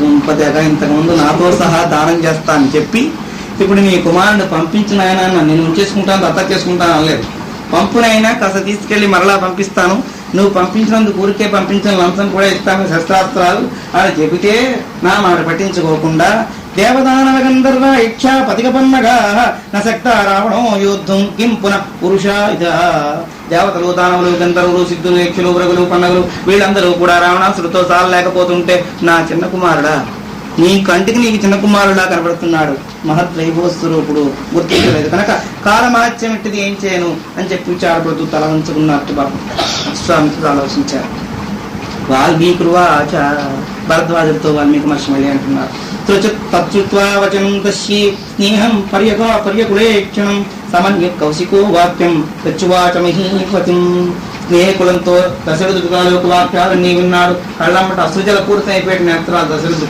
పంపించేసినంత దుఃఖం వచ్చేస్తున్నది. అప్పుడే పాపం కళ్ళమ్మట దారి కారుతున్నది, వాక్యాలన్నీ తడబడుతున్నాయి. అదంతా కూడా ఆనందంతో తొట్టుబడుతున్నది. విశ్వామిత్రుడికి వెంటనే చూసాడు, పాపం వచ్చింది. ఏంటి, నీ కళ్ళమ్మ నీళ్లు దాచేసి అంత దుఃఖంగా మునిగిపోవడానికి కావాల్సిన తప్పు ఏం చేశాను? రాముడిని పంపించమంటే అది ఏం తప్ప దోషమా? అట్లా విచారపడిపోతూ ఏదో అక్కడికో పంపించాల్సిన చోట తప్పుడు చోటకి పంపిస్తున్నట్టు నువ్వంత దుఃఖపడుతున్నావు అని మనసులో అనుకుని కరిష్యామి సంస్కృత్య ప్రతిజ్ఞాహసి సభావాన్ కేసరి భూత్వ మృగత్వా వివంచసి, మీ పని మీరే నెరవేర్చుకోండి లేదా నన్ను పిలవండి అని చెప్పాడు. చూడు, ప్రతిజ్ఞాభంగమే నీకు కావాలంటే నువ్వు నీ కొడుకు సుఖంగా ఉందురుగాక నేనే పెడతాను. యజ్ఞం ఎందుకు కాదో చూస్తాను, నేను చేయగలను, నాకు ఆ సమర్థత ఉంది. అయితే ఆ సమర్థత ఉండి కూడా నీ కొడుకు ఆ మహత్వైభవాన్ని ఇవ్వాలని కోరికతో నేను వస్తే నీ కొడుకుని ఏదో పెద్ద గోతులో దింపేసినట్టు, అకస్మాత్తుగా గర్తాలలో పడేసినట్టు, నువ్వు అలాగా విచారపడిపోయి మదన పడిపోయి ఏడ్చేసి నేనేదో తప్పు చేసినట్టుగా ఉన్నావు కనుక నన్ను భంగపరచడం కోసం నీవు సింహం లాంటి వాడే విజృంభిస్తా అనుకున్నాను, కానీ లేళ్లా అయిపోతా ఉంది అనుకోలేదు. రాఘవాణమయుక్తోయం కులస్యాస్తి విపర్యః నకదాచన జయంతే సీతాం సోష్ణరశ్మశాః. విపరీతమైన రఘువంశంలో పుట్టి కూడా నీకు ఈ బుద్ధి ఎందుకు దాపరించిందో తెలియట్లేదు. సూర్యకుల సంజాతుడు, సూర్యకిరణాలు ఎప్పుడు వెన్నెల్లాగా చల్లబడిపోతాయని అనుకోలేదు. నువ్వెంతో గంభీరుడివి ఉదాహరణ అనుకున్నాను, కానీ నీ గంభీరం అంతా కూడా నేతి బీరకాయలో నెయ్యలాగా, బంగారు పిచ్చుకలో బంగారం లాగా నీ మాటల్లోనే కానీ మనసులో లేదన్న సంగతి నేను గుర్తించలేకపోయినాను. యదిత్వాం నక్షోమో రాజం గమిష్యామిరాగతం హీన ప్రతిజ్ఞ కాకుస్య సుఖీ భవ సమాంధవ. నీ ప్రతిజ్ఞ నీవు వెనక్కు లాక్కో. హీన ప్రతిజ్ఞ, ధర్మబద్ధుడు కావు లోకానికి చాటిపోతాను పొత్తుపోతు. అది వాడు ఎంతకైనా సమర్థుడు, చేసావా చేయడం. అందుకని కంటికి ఎదురుపడే పుల్లని అసలు తప్పించుకోవాలి. కొంతమంది ఉంటారు, వాళ్ళు ఏదైనా వాడు దుర్మార్గులైనా వాడు వచ్చినప్పుడు సన్మానంగా మనం మాట్లాడితే మన తాలూకు మంచి లక్షణాలను అవతలకి వెళ్ళి రక్షిస్తారు. వాడు దుర్మార్గాన్ని వాళ్ళ ముందే అంటే ఇంకా ఎక్కడెక్కడ ఏ పుల్ల పెట్టాలో పెట్టేసి అందరికీ కలహం పెట్టిపోతుంటారు. విశ్వామిత్రుడే కానీ అవసరమైతే లోకాన్ని భస్మీపట్లం చేయగలడు. కొంతమంది ఉంటారు లోకంలో, అలాంటి వాడు వచ్చినప్పుడు వాళ్ళు మంచి వాళ్ళు కారణం మనకు తెలుసు. మీరు లేకపోతే పని అవుతున్నారండి అంటే వాళ్ళు సన్మానం చేస్తూ వెళ్ళిపోతారు. లేదు, ఎప్పుడు ఇతను నన్ను అలా అంటావా అని ఇంకా ఆ పక్క ఈ పక్క ఈ పక్క ఆ పక్క కనపడే వాళ్ళందరికీ చెప్పేస్తున్నాయి. రకరకాలుగా అక్కడెక్కడే కల్పితం చేసి చెప్పగలిగే ప్రజ్ఞ ఉన్నటువంటి మానవుల్లాగా విశ్వామిత్రుడు కూడా ప్రజ్ఞావంతుడై ఉంటాడు. ఆ ప్రజ్ఞావంతుడు ఉండి తపస్సు ఉండి ఆ ప్రభావంతో లోకాన్ని పోషించగలడు, లేదా లోకాన్ని భస్మీపట్లం కూడా చేయగలడు. ఆ తెలివితేటలు రెండు ఉంటాయి. అట్లాంటి వాణ్ణి, కాలు కట్టుబడేవాణ్ణి నేనేర్పుతో తప్పించకూడదు. ముళ్ళు వెళ్ళి ఆకు మీద పడ్డా, ఆకు వెళ్ళి ముళ్ళు మీద పడ్డా ఆకే నష్టం గనక పడకుండా ఉండేటట్టు వాళ్ళు వచ్చినప్పుడు తీక్షణ వృక్షంగా చూస్తున్నప్పుడు వాళ్ళతో మంచి మాట్లాడి పంపించు. ముఖస్తోత్రంతో పొమ్ముకోతారు ఈ ముక్కోపులందరూ. వీళ్ళకుండే లక్షణం అది. పెద్దలందరూ గమనించారు. శతకోటి దరిద్రులాగా అంతకోటి ఉపాయాలని వీళ్ళు వస్తే ఏం చేయాలి, వెంటనే పూలు అభిషేకం చేసాడు, పాదాలను పెట్టి నమస్కారం పెట్టాం, ఇంత కోపం చల్లారిపోయి మీకు ఏం కావాలని ఇస్తారు అనగానే వరం కోరుకొని మనం పంపించాడు.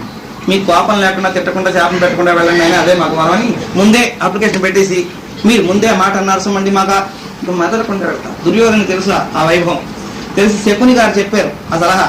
చెప్పగానే దుర్వాసుడు వస్తే ఆ దుర్వాసుడి పాదపు చేస్తే ముక్కోపైన ముఖస్తోత్రాన్ని పొంగుతారు. అసలు ముఖస్తోత్రాన్ని ముక్కోపై ప్రపంచం అంతా పొంగిపోతుంది. వాడి దగ్గర లక్షణం లేకపోయినా నువ్వు దానకరుడు అయినటువంటి పైసే చచ్చినప్పుడు లోకపోయినా దానకరుడు తర్వాత నువ్వే నిజంగా అని రోజు 2-3 సార్లు వెళితే ఈ అనంతకైన వాడి ప్రాణం ఇసి 10 పైసలు బడికి తప్పదు.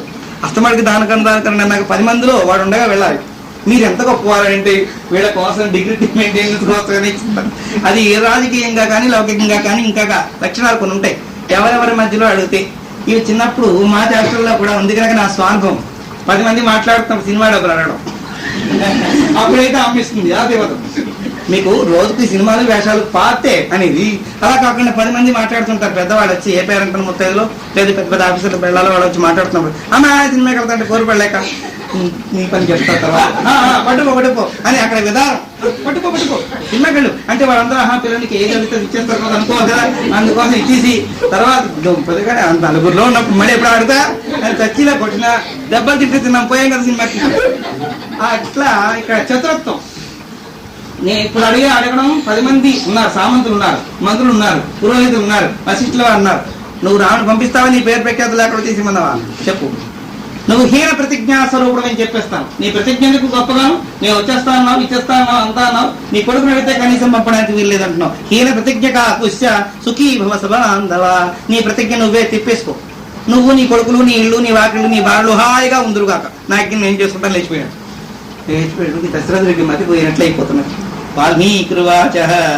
వార్పు చాలకుండా కోపంతోటి, వేడి సెగలతోటి, పొగలతోటి, రూక్షణ వీక్షణతోటి విశ్వామిత్రుడు లేచిపోగాని తస్మిన్ కోప పరీతాదా విశ్వామిత్ర మహాత్మని చచల వసుధా కృత్మా సురాశ భై విశ్వమాన్.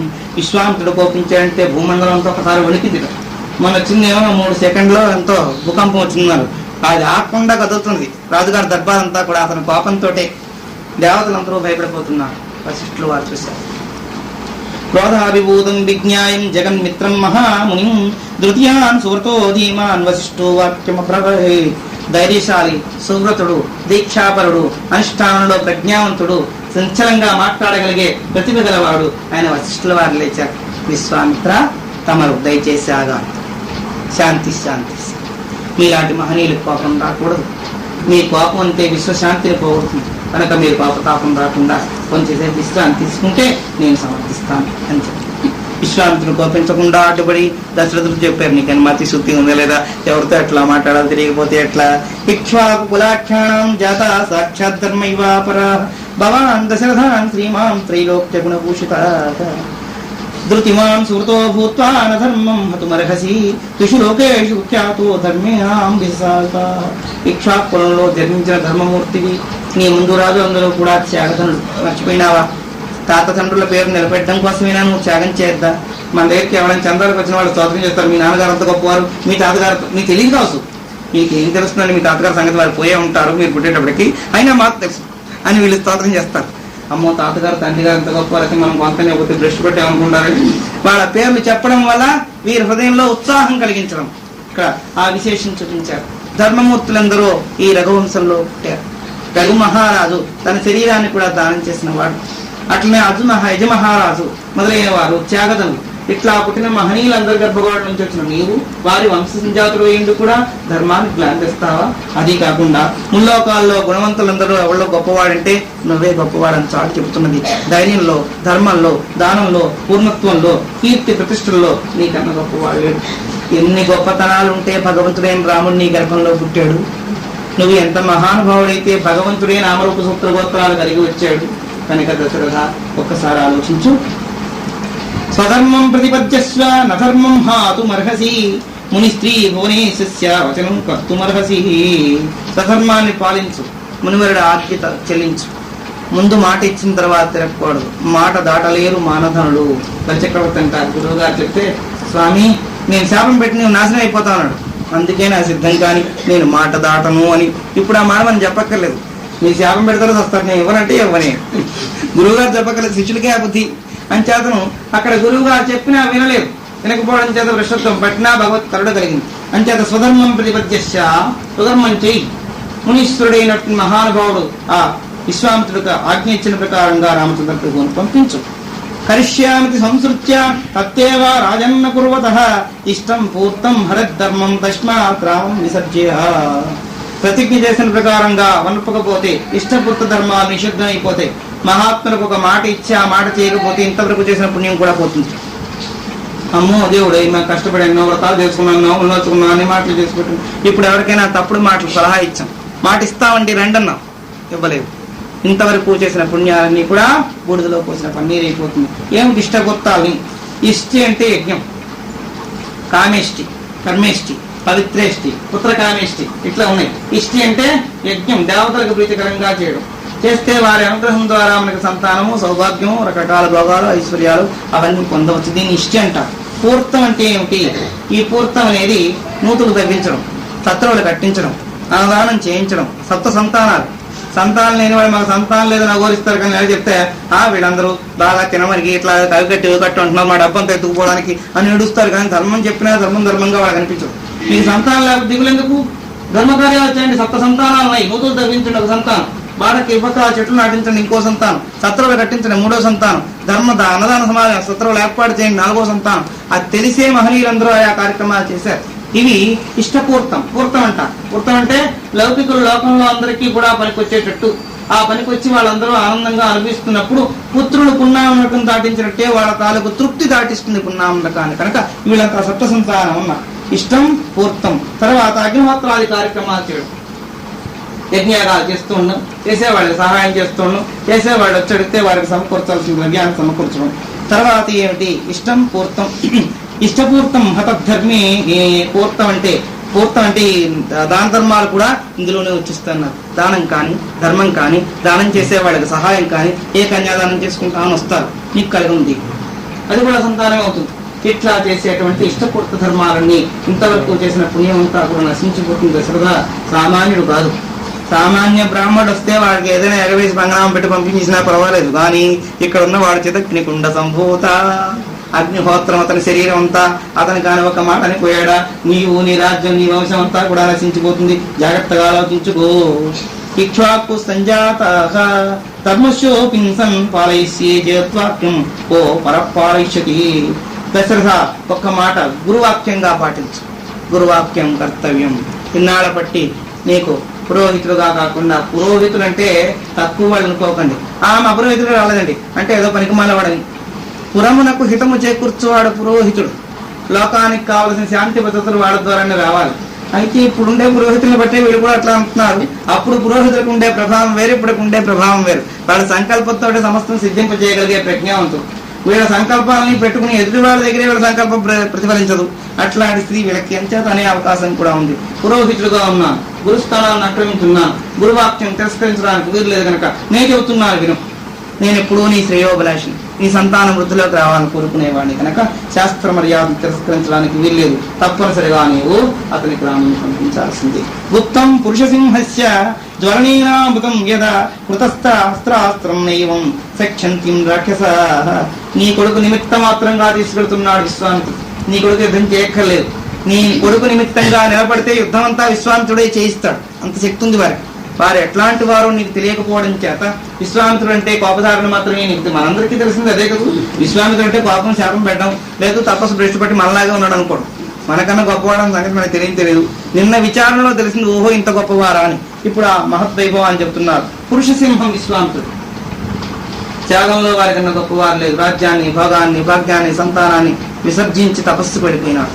ఆ తపస్సులో ఉండే పూర్ణత్వ సిద్ధిని పొందినటువంటి నేర్పరి. యుద్ధ నేర్పు ఉంది, తపస్సులో నేర్పు ఉంది. అంతేకాదు అగ్ని చేత రక్షింపబడే అమృత పాండానికే ప్రమాదం లేనట్టుగా నీ కుమారుడికే ప్రమాదం రాదు. ఆయన తాలూకు దీక్షలో ఉండే దృష్టి ప్రసారమే చాలు రాక్షసుల్ని ఇరుపంచలు చేరకుండా చేస్తుంది. కాక నీ కుమారుడు పంపించు. యాషాం విగ్రహాం ధర్మ యాష వీర్యవతాంబరాః యాషా బుద్ధ్యాదికో లోకే తపసాంచాం పరాయణం. ముని రూపులో ఉన్న ధర్మం, తపస్సు రూపులో ఉన్న తపస్సు, సమస్త ధర్మాల్లో ఉండే ధర్మం అంతా కూడా మూర్తి భవించున్నాడు విశ్వామిత్రుడు. ధర్మం ఎవరు? విశ్వామిత్రుడు.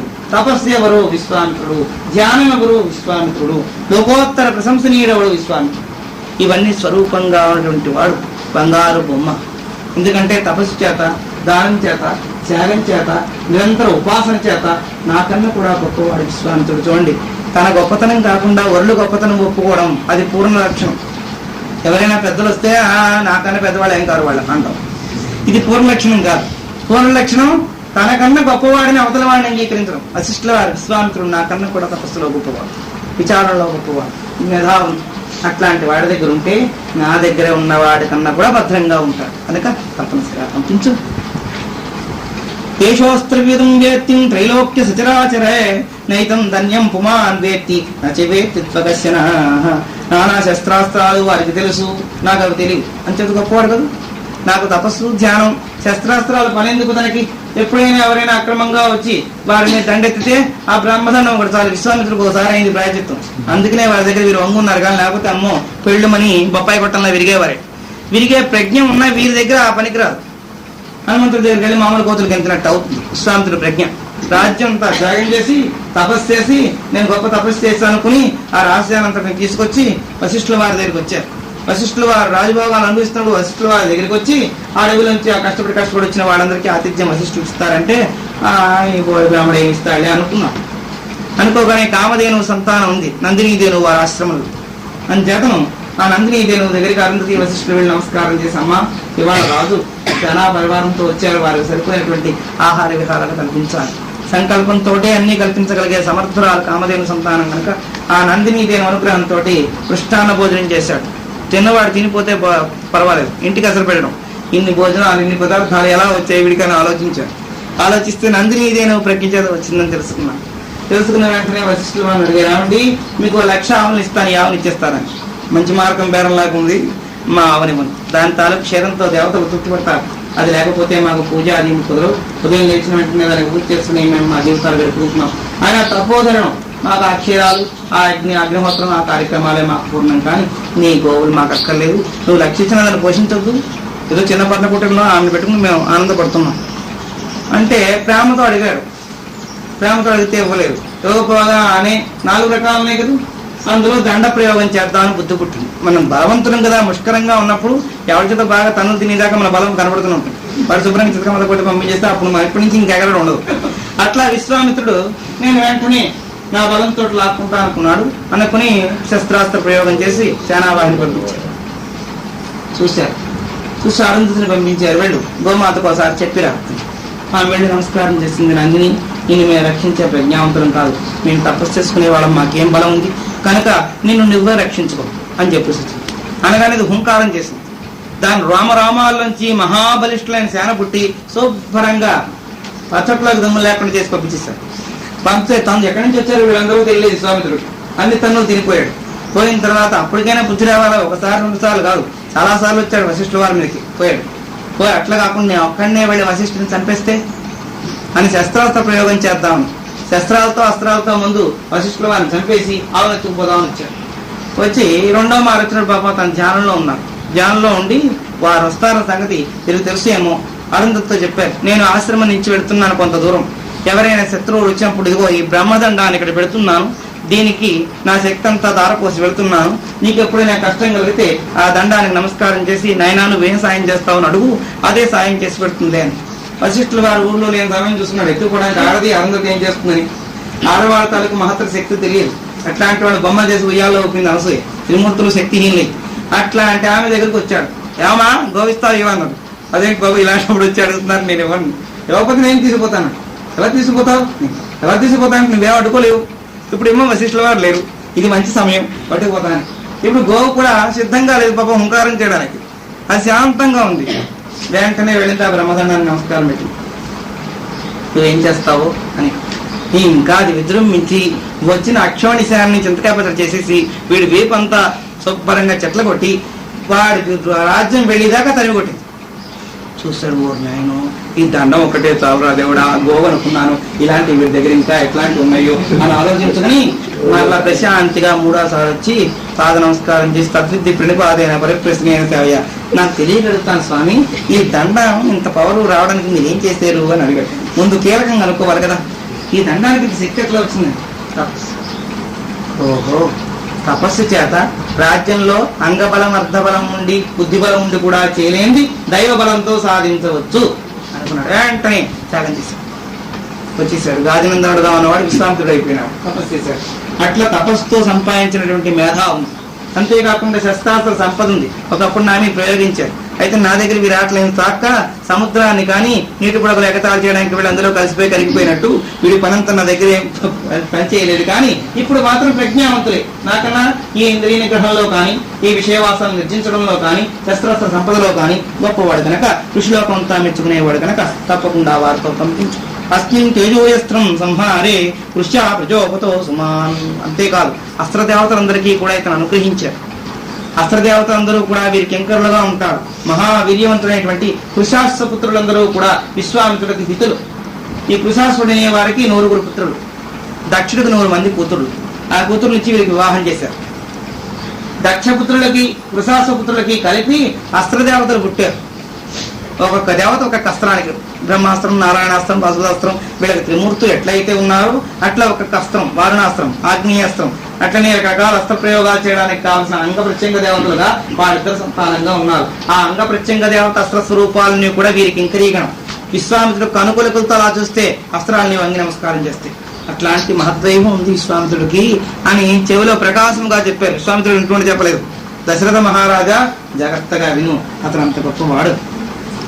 అస్మిన్ మహాసత్వే మునే మునీంద్రే స్థితే సమీప పురుషస్య సాధో ప్రాప్తి తామృత అమృతత్వామేతి మాదీనం గచ్చేదా మూఢః. మహాసత్వుడైన విశ్వామిత్రుడి దగ్గర మాత్రం మూర్ఖత్వం వహించదు, ఆయన కోరుకున్నట్టుగా ఇచ్చేసి అని చెప్పారు. అప్పుడు మళ్ళా దశరథుడు ఆలోచించారు, గురువాక్యం కాదనడానికి వీల్లేదు, వారి పెద్దలు త్రికాలజ్ఞులు తపస్సంపన్నులు, వారు చెప్పిన మాటలో ఏదో సత్యం ఉంటుంది అని ఆలోచించి వాల్మీకి అంటున్నారు. వాల్మీకి వాచ తథా వశిష్ఠా భ్రువతి రాజా దశరథ సువ్రత సంపృష్టమాన రామ మహాజ్ఞావసరక్షణ.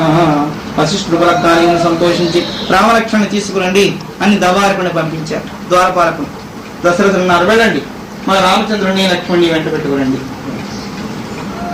ప్రతీహార మహాబాహు రామ సత్యపరాక్రమం సలక్షణం అవిజ్ఞేన పుణ్యార్థం శీఘ్రమానయ.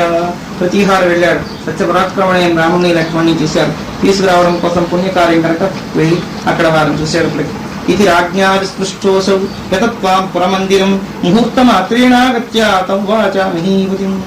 దశరథుడు ఆజ్ఞ చేత వచ్చాం అని చెప్పి అక్కడ వార్త చెప్పి మళ్ళా వెంటనే క్షణంలో తిరిగి వచ్చాను. తవ్వారకుడు అంటున్నాడు, దేవ దూర్ధోళిత శేషరిపో రామ స్వమందిరే విమాన సంస్థో రాత్రౌ షట్పదం కమరే యదా. రామచంద్ర ప్రభు 9 పద్మంలో కూర్చున్నట్టుగా కూర్చున్నారు, ఏం మాట్లాడటం లేదు. నేను చెప్పాను మీ నాన్నగారు పిలిచారని మౌనంగా ఉన్నారు, ఇంకా గట్టిగా మాట్లాడితే ఏం ప్రమాదం వచ్చేసాను. వెళ్ళిన వాడంత గొప్పవాడు.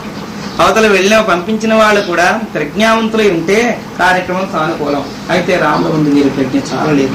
రాముడు విషణుడుగా ఉన్నాడు, గృహంలో కూర్చున్నాడు, వారి విచారానికి కారణం తెలియదు. పద్మంలో ముఖరితంగా ఉన్న 9 ఎట్లయితే ఉంటుందో అట్లా అరమోడ్పు చూపుతూ నేలకేసి చూస్తూ ఉన్నారు రామచంద్ర ప్రభు. ఆగచ్చామి క్షణాన్నేతి వ్యత్యధ్యాయేతి చేకతః నకశ్చిచ్చినకటే తాతూ మిచ్ఛామి కిన్నది. ఇప్పుడే వస్తాను పద అన్నా. అంతకన్నా ఎక్కువ మాట్లాడితే ఏం ప్రమోదం అని నేను మాట్లాడలేదు, వస్తారు. కథంకీ దృగ్విదో రామ ఇది పృష్టో మహీభృత రామ పృష్ట జనఖిన్నో వాక్యామోహమహీభృతి. ఏ విధంగా ఉన్నాడు రాముడు అని మళ్ళీ అడిగారు దశరథుడు. కొంచెం అతనికి బాధ అనిపించింది. రాముడు విచారంగా ఉన్నాడా, ఇంకా ఇంకా ఏ విధంగా ఉన్నాడు మరొకసారి చెప్పు. రాముడు సేవకుడితో మాట్లాడటం లేదు, ఖేదంతో కొడుకునున్నారు. దేహం గిష్టిమిమాం దేవ దారయంతే దేవయం కిన్న కేదే పరిమ్లాదం రామే సుతేతవ. రాముడు దుఃఖంతో కుశీభూతుడైపోతున్నాడు, ఇంకా శరీరం కృషించిపోయింది, శరీరం మీద వ్యామోహం కూడా ఉన్నట్టు లేదు. అట్లా ఉన్న రాముడిని చూశాను. బ్రాహ్మణులందరితోటి కూడా తీర్థయాత్రగా వెళ్ళొచ్చిన తర్వాత రామచంద్ర ప్రభు సామాన్యులతో మాట్లాడటం లేదు. ఒకవేళ మాట్లాడుద్దామని వెళ్ళినా ఆ మాటల అర్థం గుర్తించి మౌనాన్ని పాటిస్తున్నాడు కానీ తిరిగి సమాధానం చెప్పటం లేదు. యత్నం ప్రార్థం అస్మాకం నిజ వ్యాపారమాగ్నికం సోయమాం లవదనం కరోతి నకరోతివా. మేము ప్రార్థించి ఎంతో ప్రయత్నం చేస్తే నిత్యకృత్యాలు తీర్చుకుందికి అవతలకు వస్తున్నాడు, గది నుంచి వస్తున్నాడు, దంతావనం చేసుకుంటున్నాడు, కాలకృత్యాలు తెచ్చుకుంటున్నాడు, మళ్ళీ అట్లా వెళ్ళిపోయి కూర్చుంటున్నాడు. స్నానం చేయవేం రామచంద్ర, నాకు అక్కర్లేదు. భోజనం చేయవేం రామచంద్ర, నాకు అక్కర్లేదు. స్నానాదేవతార్చనో దాన భోజనాదిషు దుర్మనః రాజితోపి హితానాతృప్తే అస్మన్యాస్మీశ్వరాః. స్నానం కానీ దేవతార్చన కానీ దానాలు కానీ దేని మీద మనస్సు లేదు. ఏం చేయాల్సిన పని లేదు, అయిపోయింది. ఎన్ని చేసినా ఎన్ని పొందినా తద్వారా వచ్చే ఫలితం శూన్యం అనిపిస్తుంది. ఏ ఫలితాన్ని పొందితే ఈ ఫలితాలన్నీ అందులో అంతర్లీనమైపోతాయి. అట్లాంటి ఫలితం కావాలని కోరుకుంటాం. రామచంద్ర మనస్సు మాసిపోయిన బట్టలతోటి ఉన్నాడు, బట్టలు కూడా మార్చుకోలేదు, మరణ వస్త్రాలు. రాజు కొడుకే ఉండలా ఉంటే ఊరుకుంటాం, మనమే క్షణం కూడా డ్రెస్ మారిస్తే కానీ అవతల పెరగడానికి బాగుండదు. అలా అడది రాజు కుమారుడుగా ఉండి ఏ ఆభరణాలు లేవు, అలంకారాలు లేవు, తీసేశాడు. వస్త్రాలు కూడా మలినంగా ఉన్నాయి. దోళాన్ తరపుర నారీది దోళాభిరంగణేన్ నచి క్రీడాతీలాభివర్ణాం చాతకాః. వర్షదారుల్లో క్రీడించే చాతకంలాగా అంతఃపురంలోనే ఉయ్యాలు ఊగుతుండే రామచంద్ర ప్రభు ఇప్పుడు ఉయ్యాల కూడా విసర్జించేరు. ఉయ్యాల కూడా లేదు, తీసేశారు. ఉయ్యాల ఊగడం మానేశాడు, మాట్లాడడం మానేశాడు, ఎవరితోటి ఏం చేయట్లేదు. మాణిక్యం గుళత ప్రోత కేయూర కటకావళి ఆనందాతం రాజం ద్వావౌ పాత విషయార్థ. భోగాంతరం స్వర్గం నుండి కానీ జారిపోయిన కుసుమల్లా ఉన్నాడు. స్వర్గంలో అనేక భోగాలు అనుభవించి తల్లి గర్భగోళంలో పడిపోయినాడు జీవుడు. ఇంకా ఏడుస్తుంటాట, అయ్యో ఆనందం నుంచి నీకు ఎందుకు వచ్చి పడిపోయాను, మలమూత్ర గాలంలో పడ్డా, ఈ గర్భగోళంలో ఈ నరకాన్ని ఎట్లా అనుభవించడం అని దుఃఖితుడైన జీవుడిలా ఉన్నాడు రామచంద్రుడు. వైభోగం అంతా ఉంది, ఇంత సమానమైనటువంటి భోగభాగ్యాలు ఉన్నప్పటికీ కూడా జారిపోయాడు, అందులోంచి అన్నట్టుగా ఉన్నాడు. ఏమీ ఆనందం పొందట్లేదు. రకరకాల ఆభరణాలు ఉన్నాయి. ఈ రోజు ఏ రోజుకు ఆ రోజు ఆభరణాలు పురుషులకు కూడా ఉన్నాయా? ఉన్నాయి. అయితే మనకి ద్రవ్యం లేక ఆభరణాలు లేక పెట్టుకున్న వాళ్ళు చూసి ఎక్కడున్నాయన్నాం ఉన్నాయి. అప్పుడు కూడా అక్కడ ఎట్లాంటి ఆభరణ అంటే సామాన్యం కాదు, మాణిక్యములుగా ప్రోత మాణిక్యాలతోటి పగడాలతోటి ఏర్పాటు చేయబడ్డ రత్నాభరణాలు ఎన్నో ఉన్నాయి. అవన్నీ కూడా తీసి పక్కన పెట్టారు. అంటే ఏమండి పెట్టడంలో దుఃఖమేనా అని త్యాగం తాలూకు లక్షణం అప్పుడు కనబడుతుంది. ఏమీ లేని వాడు వస్తువులు పెట్టుకోకపోతే అదేం త్యాగం కాదు. అన్నీ ఉన్నవాడు పెట్టుకుని కూడా దాంతో అపేక్ష లేకుండా ఉంటుంది త్యాగం. అన్నీ ఉన్నవాడు ఏకాదశి ఉపవాసం చేసి ఉంటే అది గొప్పతనం. ఏమీ లేని వాడికి నిత్యాకాదశి వాడు ఉపవాసం చేసినా చేయకపోయినా ఒకటే. అభావ విరక్త, ఏమీ లేని వాడికి విరక్తి కాక ఏముంది. అన్ని ఉన్నవాడికి విరక్తి ఉంటే గొప్పతనం. ప్రహ్లాదుడు అన్ని అనుభవించడానికి అర్హత కల దేహేంద్రియాల నుండి కూడా అనుభవించలేదు అంటే జ్ఞాని అన్న. ఏమీ లేదు, తినడానికి ఏమో తినలేదు, ఉండడానికి ఇల్లేదు, కట్టుకుని పట్టలేదు, రోడ్డు మీద తిరుగుతుండదు దిగంబరంగా. ఏం విరాగం అండి? విరాగం మట్టే కట్టుకుని ఉంటే కదా, అది విరాగం కాదు. లేక అట్లా కాదు. రామచంద్ర అన్నీ ఉన్నాయి. అన్నీ ఉండి కూడా ఏ వస్తువు మీద వ్యామోహం లేదు. క్రీడించే వయసులో క్రీడించట్లేదు, పూల తోటల్లోకి రావట్లేదు, హృదయాల్లో తిరగటం లేదు, ఎవరితోటి మాట్లాడటం లేదు, రాజ్యభోగాల మీద రుచి లేదు. మనోహరమైన కాంతలందరూ నాట్యం చేస్తూ ఉంటే వాళ్ళకే చూస్తుంటున్నమాట.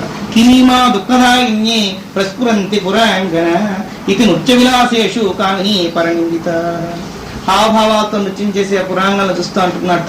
ఎంత దుఃఖదాయిని వీరు, దుఃఖం పంచుకుని దుఃఖం తిని దుఃఖంలోకి పోతున్నారు. క్రిములుగా మలమూత్రాల్లో క్రిములుగా పుట్టడానికి వారాంగంలో పురుషుల్ని క్రీడిస్తూ రమిస్తూ తిరుగుతున్నారు. ఎంత నీచకృత్యం చేస్తున్నారు. అసలైన వస్తువును తెలుసుకోకుండా లౌకిక వస్తువుల్లో పడిపోతున్నారు. ఏ వస్తువును తెలుసుకుంటే పునరావృత్తి లేనటువంటి స్థానం అందుతుందో అట్లాంటి వస్తువును విడిచిపెట్టి లౌకికంలో ఉండే కామకేళి క్రీడా విలాసాల్లో తిరుగుతున్నారే అని వాళ్ళని చూసి కూడా పాపం జుగుప్సతో తల ఉంచుకుంటున్నాడు.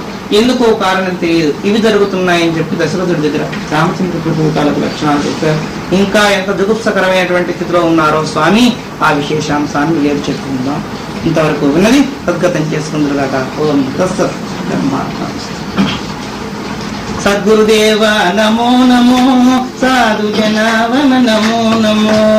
సద్గురుదేవ నమో నమో, సాధు జనావన నమో నమో. నిర్గుణ రూప నమో నమో, నిర్గుణ రూప నమో నమో, నిర్గుణ రూప నమో నమో, నిర్గుణ రూప నమో నమో. నిర్మల హృదయ నమో నమో, నిర్మల హృదయ నమో నమో. సద్గురుదేవ నమో నమో, సాధు జనావన నమో నమో. సద్గురుదేవ నమో నమో, సాధు జనావన నమో నమో. ఆనంద రూప నమో నమో, ఆపో జ్యోతి నమో నమో. ఆనంద రూప నమో నమో, ఆపో జ్యోతి నమో నమో. ఆశ్రిత వత్సల నమో నమో, ఆశ్రిత వత్సల నమో నమో, ఆశ్రిత వత్సల నమో నమో, ఆశ్రిత వత్సల నమో నమో. అణిమాది గుణ నమో నమో, అణిమాది గుణ నమో నమో. సద్గురుదేవ నమో నమో, సాధు జనావన నమో నమో. సద్గురుదేవ నమో నమో, సాధు జనావన నమో నమో. పరమ పవిత్రాయ నమో నమో, పరమార్థ కోశాయ నమో నమో. పరమ పవిత్రాయ నమో నమో, పరమార్థ కోశాయ నమో నమో. పరమ శాంత రూపాయ నమో నమో, పరమ శాంత రూపాయ నమో నమో, పరమ శాంత రూపాయ నమో నమో, పరమ శాంత రూపాయ నమో నమో. పాపహరణాయ నమో నమో, పాపహరణాయ నమో నమో. సద్గురుదేవ నమో నమో, సాధు జనావన నమో నమో. సద్గురుదేవ నమో నమో, సాధు జనావన నమో నమో. శ్రీ గోపాలకృష్ణ ఓం అసతో మా సద్గమయ, తమసో మా జ్యోతిర్గమయ, తమసో మా జ్యోతిర్గమయ. మృత్యోర్మా అమృతంగమయ, మృత్యోర్మా అమృతంగమయ.